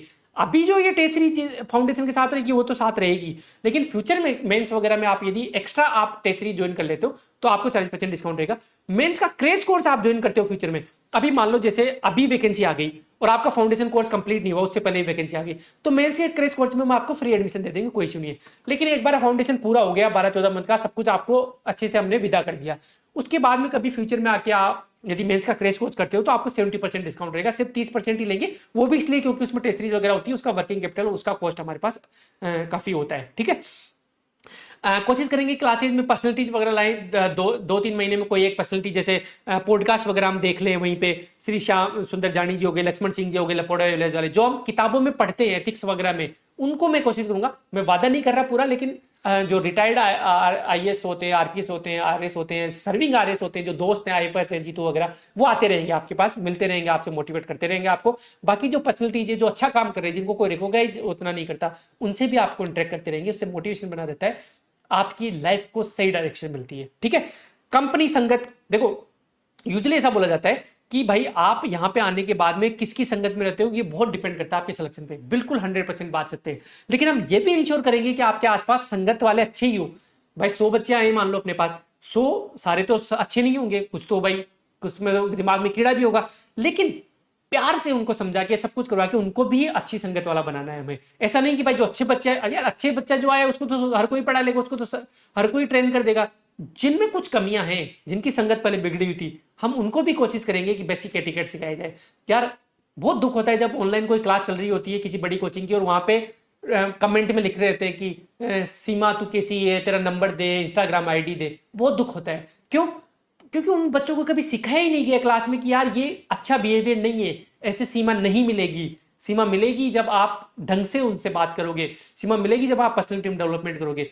मतलब सीमा एक वो है, क्या बोल रहे हैं उसे, फिक्शनल कैरेक्टर है, तो सीमा मिलेगी जब आप एसडीएम बन जाओगे, सीमा मिलेगी जब आप एक अच्छे बॉयफ्रेंड या फिर अच्छे हस्बैंड की तरह एक्ट करोगे, जब आप में मैनर्स होंगे। ये सब चीजें सिखाए, मतलब रिलेशनशिप बनाना कोई गलत बात नहीं है, आपकी उम्र है, बट पढ़ाई प्रायोरिटी रहनी चाहिए, घर वालों की इच्छा प्रायोरिटी रहनी चाहिए, आपका करियर बहुत इंपॉर्टेंट है, और जिसके साथ कर रहे हो वो इंसान कैसा है, वो आपको सपोर्ट कर रहा है या अपोज कर रहा है। मेरी तो आईटी दिल्ली में ऐसे दोस्त थे जो लिव इन में रहते थे और दोनों आईएएस आईपीएस बन गए, बहुत सारे ऐसे लोग हैं, है ना। वहां तो सिंगल बहुत कम लोग होते हैं, हमारे जैसे लोग थे जो सिंगल थे सिर्फ, ठीक है।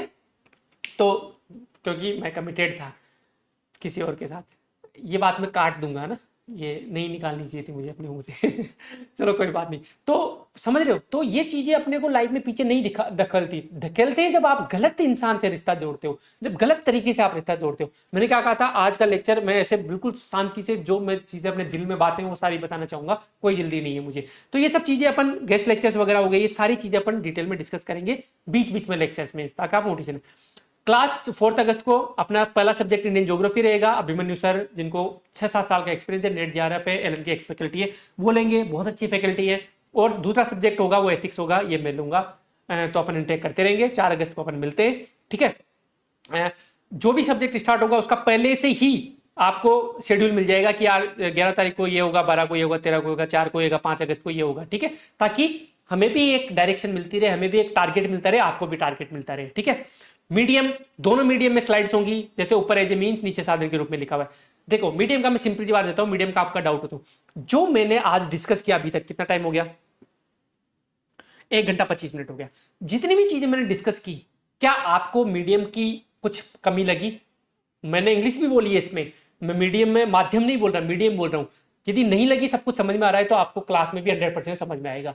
यदि जो मैंने समझाया वो समझ में नहीं आया, तो फिर आप मत ज्वाइन करना, क्योंकि फिर आपको समझ में नहीं आएगा, ठीक है। जैसे ऐसे पढ़ाएंगे, एज वैल्यू, जो मूल्य है उनको अलग अलग क्लासिफिकेशन, अलग अलग तरीके से उनको विभाजित किया गया है। एक तरीका है एज ए मीन्स, साधन के रूप में मूल्य, है ना, एज ए मीन्स। जैसे फॉर एग्जाम्पल मनी जो है, पैसा जो है, वो एक साधन है, वो साध्य नहीं है, वो अंत नहीं है। तो पैसा एक मूल्य है, बिल्कुल, जो काम, जो चीज उपयोगी होती है वो मूल्य होता है। तो जो पैसा है वो साधन है, एक मीन्स है। एंड क्या है, साध्य क्या है, फ्रीडम। उस पैसे से हमें फ्रीडम मिलती है कि मैं किसी भी रेस्टोरेंट में जाके खाना खा सकता हूँ, किसी भी कपड़े की दुकान पे जाके मैं कपड़े खरीद सकता हूँ, कोई भी मैं कोर्स बाई कर सकता हूँ क्रेडिट का। तो फ्रीडम क्या है, अंतिम मूल्य है ना, साध्य है। तो इस तरीके से मैं पढ़ाऊंगा। तो क्या आपको साधन और साध्य समझ में आ गया कि कुछ मूल्य होते हैं जो साधन के रूप में काम करते हैं? जैसे पैसा है, वो किसके लिए साध्य है, किसके लिए अंतिम मूल्य है? वो फ्रीडम के लिए, स्वतंत्रता के लिए अंतिम मूल्य है। तो इस तरीके से हम पढ़ाएंगे। यदि ये समझ में आ रहा है तो वहां भी समझ में आएगा, डोंट वरी अबाउट दैट, ठीक है। अपना साइकिल ये चलेगा, अपन लेक्चर्स लेंगे, आप रीड करोगे, फिर घर जाके फिर रिवाइज करोगे, फिर राइट करोगे, फिर फीडबैक देंगे, ठीक है। तो ये पूरा अपना चलेगा।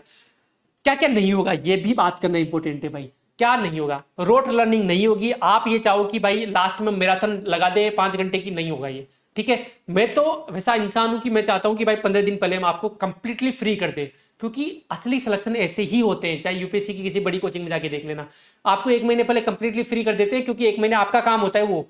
फिर आपको क्या होता है, डाउट वाउट सब क्लियर हो गए, क्लासेज हो गई, टेस्टरी सब कुछ खत्म हो गई आपकी। अब आपको रिवाइज रिवाइज रिवाइज रिवाइज करना है खुद से। उस टाइम भी आप यदि मैराथन देख रहे हो तो आप सिर्फ प्री क्लियर कर सकते हो साहब, ठीक है। अब तो प्री भी क्लियर नहीं होगा मैराथनों से, ठीक है। ट्रिक्स वगैरह नहीं भाई, आपको कंसेप्चुअल क्लैरिटी मैं रटवा दूंगा आपको, लेकिन यदि कंसेप्चुअल क्लैरिटी नहीं है तो फिर आपका एग्जाम क्लियर नहीं होगा, ठीक है। पीपीटी को चिल्ला चिल्ला के पढ़ा दिया, ऐसा भी नहीं होगा। कंसेप्चुअल क्लैरिटी करा ही जाएगी आपको, ठीक है।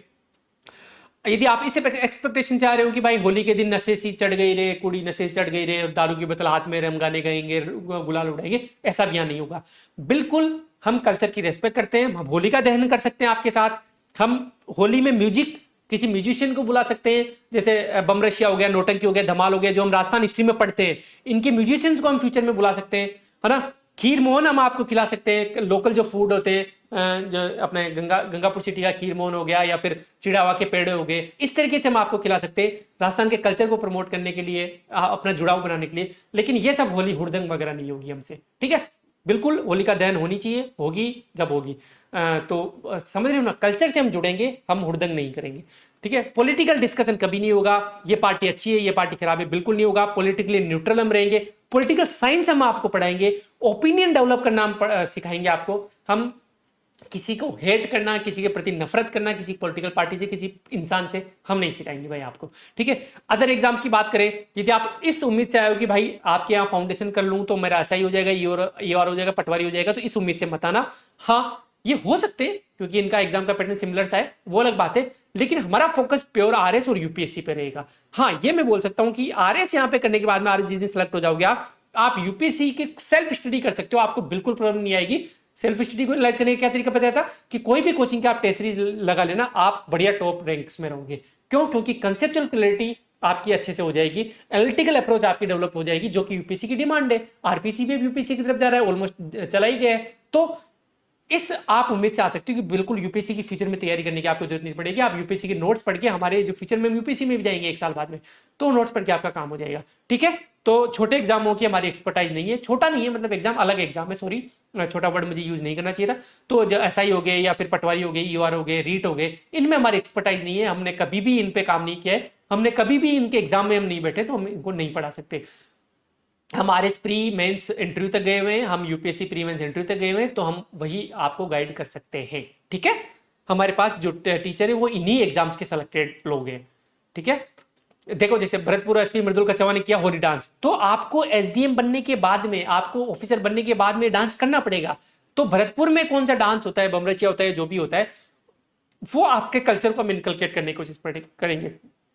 सांस्कृतिक कार्यक्रम अपने होंगे, लेकिन संस्कृति को आहत करने वाली चीजें अपने यहाँ नहीं होनी चाहिए। ठीक है, तो वो है ना। उसके अलावा जैसे हम कभी कभी मूवी देखने भी चल लेते हैं, तो फाउंडेशन वाले बच्चों के साथ हमारा स्पेशल प्यार होगा, तो कभी कोई ढंग की मूवी आई है ना, कोई नेशनलिस्ट मूवी आई या फिर कोई ढंग की मूवी आई जिसमें क्लीन कॉमेडी हो। आजकल वैसे क्लीन कॉमेडी वाली मूवी बनती नहीं है, कम बनती है। ये वाली मूवी देखने गए थे तो क्लीन कॉमेडी नहीं थी भाई, ये तो ना कोई आपको सोशल इश्यूज पे मूवी आई, आर्टिकल 15 आ गई है ना, जो थप्पड़ आ गई, बहुत सारी सोशल इश्यूज पे मूवी आती है, तो ये सब मूवीज अपन देखने चल सकते हैं कभी कभी 2-3 महीने में एक बार। ठीक है, रिफंड का मैं बता देता हूं आपको। देखो भाई, जितनी भी आपकी फीस रहेगी मैं आगे बताऊंगा रिफंड का। 7 दिन आप बढ़िया क्लासेस लो, 7 दिन में आपको नहीं समझ में आता है, आपको लगता है कि नहीं यार मैं तो फंस गया, तो आपको 95% हम रिफंड कर देंगे, कोई इश्यू नहीं है।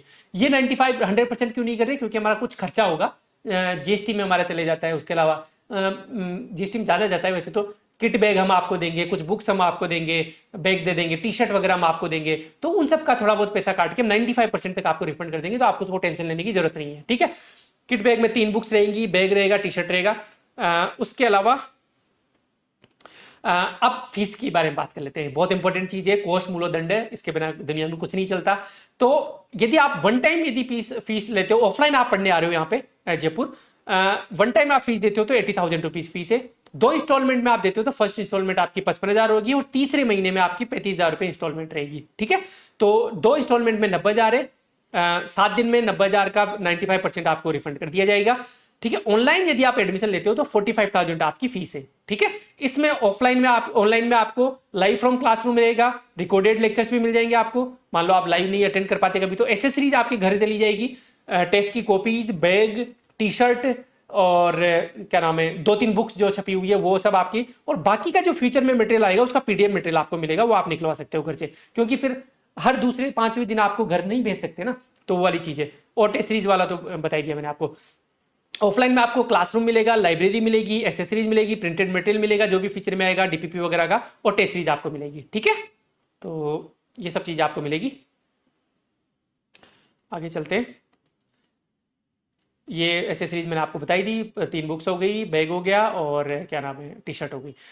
ये अपना एडमिनिस्ट्रेटिव ब्लॉक है ही सही, और ये अपने नए क्लासरूम है ही, इस क्लासरूम में अपनी क्लासेज होंगी। ये बोर्ड हो गया, 2 मोड होंगे, ऑफलाइन और ऑनलाइन। एडमिशन कैसे लेना है, तो ऑफलाइन में आप आओ, अपने एडमिनिस्ट्रेटिव ब्लॉक में आओ, रेडोन सर आपको मिलेंगे, और भी मैं भी मिल जाऊंगा, बहुत सारे लोग मिलेंगे आपको। बैठो, आपके पेरेंट्स के साथ आओ, हमसे बात करो, जो भी क्वेरीज है आपकी वो हमसे पूछो, क्लियर करो। उसके बाद आप कॉल करके भी आप चीजें क्लियर कर सकते हो। ऑनलाइन में आप ऐप के थ्रू ज्वाइन कर सकते हो, ऐप में आपको कोड दिख जाएगा, और आप कॉल के थ्रू भी आप बात कर सकते हो। स्ट्रिक्टली 100 सीट्स ही होंगी, हमें इस बार मैक्सिमाइज करना है सिलेक्शन रेशियो को, हमें पर्सनल इंटरेक्शन रखना है, तो 100 से 100 ऑफलाइन की बात कर रहा हूं, जो क्लास में बैठे रहेंगे, 100 से 101 भी नहीं जाएंगे हम। ठीक है, तो ये दोनों मीडियम में मिला के स्ट्रिक्टली 100 सीटें रहेगी। तो एडमिशन आपको जब भी लेना हो, 4 अगस्त से पहले जब भी ले लेना। ठीक है, हमारा अल्टीमेट गोल ये होगा कि भाई 100 बच्चों में लाइफ में सक्सेस रेट 100% रहनी चाहिए। मैं एग्जाम सक्सेस की बात नहीं कर रहा, क्योंकि वो बहुत सारे फैक्टर्स पे डिपेंड करती है, वो आप पे भी डिपेंड करेगी, लक पे भी डिपेंड करेगी, लेकिन 100% सक्सेस रेट आपकी रहनी चाहिए लाइफ में। 100 में से लगभग 90% सक्सेस रेट आपकी प्रीलिम्स में रहनी चाहिए भाई। 100 में से कम 90 बच्चे, तो हमारा गोल है ये, हम अचीव करना चाहते हैं कि 90 तो मेंस लिखे, और 60-70% बच्चे जो इंटरव्यू दे, उसके बाद में फिर लक होता है, बहुत सारी चीजें होती है, इस अटेंड में नहीं होता, फिर अगले अटेंड में हो जाता है, लेकिन हम पूरी कोशिश करेंगे कि भाई 60-70% बच्चों का फाइनल सिलेक्शन होना ही होना चाहिए। प्रैक्टिकल है, बहुत प्रैक्टिकल है। ठीक है, कोई भी डाउट आपको रह गया हो तो आप कमेंट करके बता सकते हो हमें। यूट्यूब पे मैं जो अभी जो बैच लॉन्च हुआ था ना मेंस वाला, रिपा मैक्स और रिपा एडवांस और रिपा लाइट वगैरह, उन बच्चों को भी मैं स्पेशल रिक्वेस्ट करूंगा उनसे अभी जाके कि उनका एक्सपीरियंस जो भी 10 दिन का, 10 दिन हो गए उस बैच को लॉन्च हुए, जैसा भी 10 दिन का एक्सपीरियंस रहा है वो यहाँ पे लिख दे, ताकि आपको जो भी अच्छा बुरा एक्सपीरियंस रहा है ताकि आपको डिसीजन लेने में आसानी रहे। ठीक है, अगेन मैं बोल रहा हूं विथ फुल कॉन्फिडेंस कि फाइनली जब आपका कोर्स खत्म हो जाएगा तो आप खुद बोलोगे कि यार कमी रही है तो मेरे में रही है ना। कनेक्ट स्किल्स में कोई कमी नहीं रही, ये हमारा प्रयास रहेगा, चाहे मैनेजमेंट की साइड हो, चाहे टीचिंग साइड हो, चाहे किसी और साइड हो। ठीक है, थैंक यू सो मच। लंबा था वीडियो, डेलिबरेटली मैं आराम से डिस्कस करना चाहता था। आप यहां तक आए हो तो यू आर सिंसियर एस्पिरेंट, और आप ज्वाइन करो नहीं करो आपको शुभकामनाएं, आप ये एग्जाम क्लियर करो, आप यूपीएससी क्लियर करो। थैंक यू सो मच सुनने के लिए। अच्छा लगे तो लाइक कर दो, बुरा लगे तो डिसलाइक भी कर सकते हो, फ्रीडम ऑफ एक्सप्रेशन है, आप क्रिटिसाइज भी कर सकते हो। मैं सब्सक्राइब नहीं किया तो सब्सक्राइब कर देना, और अच्छे अच्छे काम करते रहो, लोगों से इंटरेक्ट करते रहो, घर वालों से बात करते रहो, दोस्तों से बात करते रहो, बाद में तो फिर फॉर्मल दोस्त बनेंगे। सबकी रेस्पेक्ट करते रहो। ट्रैफिक लाइट पे भी आप जा रहे हो तो लगना चाहिए कि यार ये कनेक्ट का स्टूडेंट है या फिर ये सभ्य नागरिक है ना। ट्रैफिक लाइट को कोई इमरजेंसी हो तभी वायलेट करो, नहीं तो ट्रैफिक लाइट को वायलेट मत करो। गुड एक समैरिटन बनो, आप एक अच्छे नागरिक बनो। ठीक है, लोगों की हेल्प करते रहो, हम्बल बनो। जितना ऊपर जाओगे, जितना पेड़ जितने फलदार होता है वो पेड़ झुकता है ना। एक एनालॉजी है, सही बात है। क्यों राष्ट्रपति के नाम पे सबसे ज्यादा एपीजे अब्दुल कलाम ही क्यों याद आते हैं, बाकी लोग क्यों याद नहीं आते? क्योंकि वो इंसान इतने बड़े पद पे रहते हुए भी इतना हम्बल था।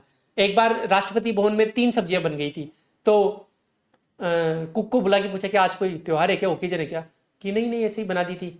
तो इतने हम्बल थे वो इंसान। क्यों? क्योंकि यूजुअली 2 ही सब्जी खाते थे वो, एक दाल और एक सब्जी। तो समझ लो राष्ट्रपति भवन में वो इंसान बैठा हुआ है, 2 सूटकेस लाया था, 2 सूटकेस से ही गया है ना। अपनी पेंशन भी एक म्यूजियम को दान कर रहे हो। अभी एक इंटरव्यू कैंडिडेट आए थे, वो बता रहे थे वो रामेश्वरम में ड्यूटी थी उनके, एक सर्विसमैन थे वो। ठीक है, तो ये सब चीजें हमें सीखनी है यार। क्या मतलब है काला चश्मा लगा के जेब में हाथ डाल के जो गरीब किसान है या फिर जो मजदूर लोग हैं उनके ऊपर रोब झाड़ने का? सब मर जाएंगे एक दिन। ठीक है, मस्त रहना है, बढ़िया कमाना है, बढ़िया घूमना है, बढ़िया पहनना है, बढ़िया रहना है। ठीक है, मरेंगे तो सब, लेकिन जी के अच्छे से जाएंगे। ठीक है, थैंक यू सो मच मुझे सुनने के लिए। Bye bye, take care.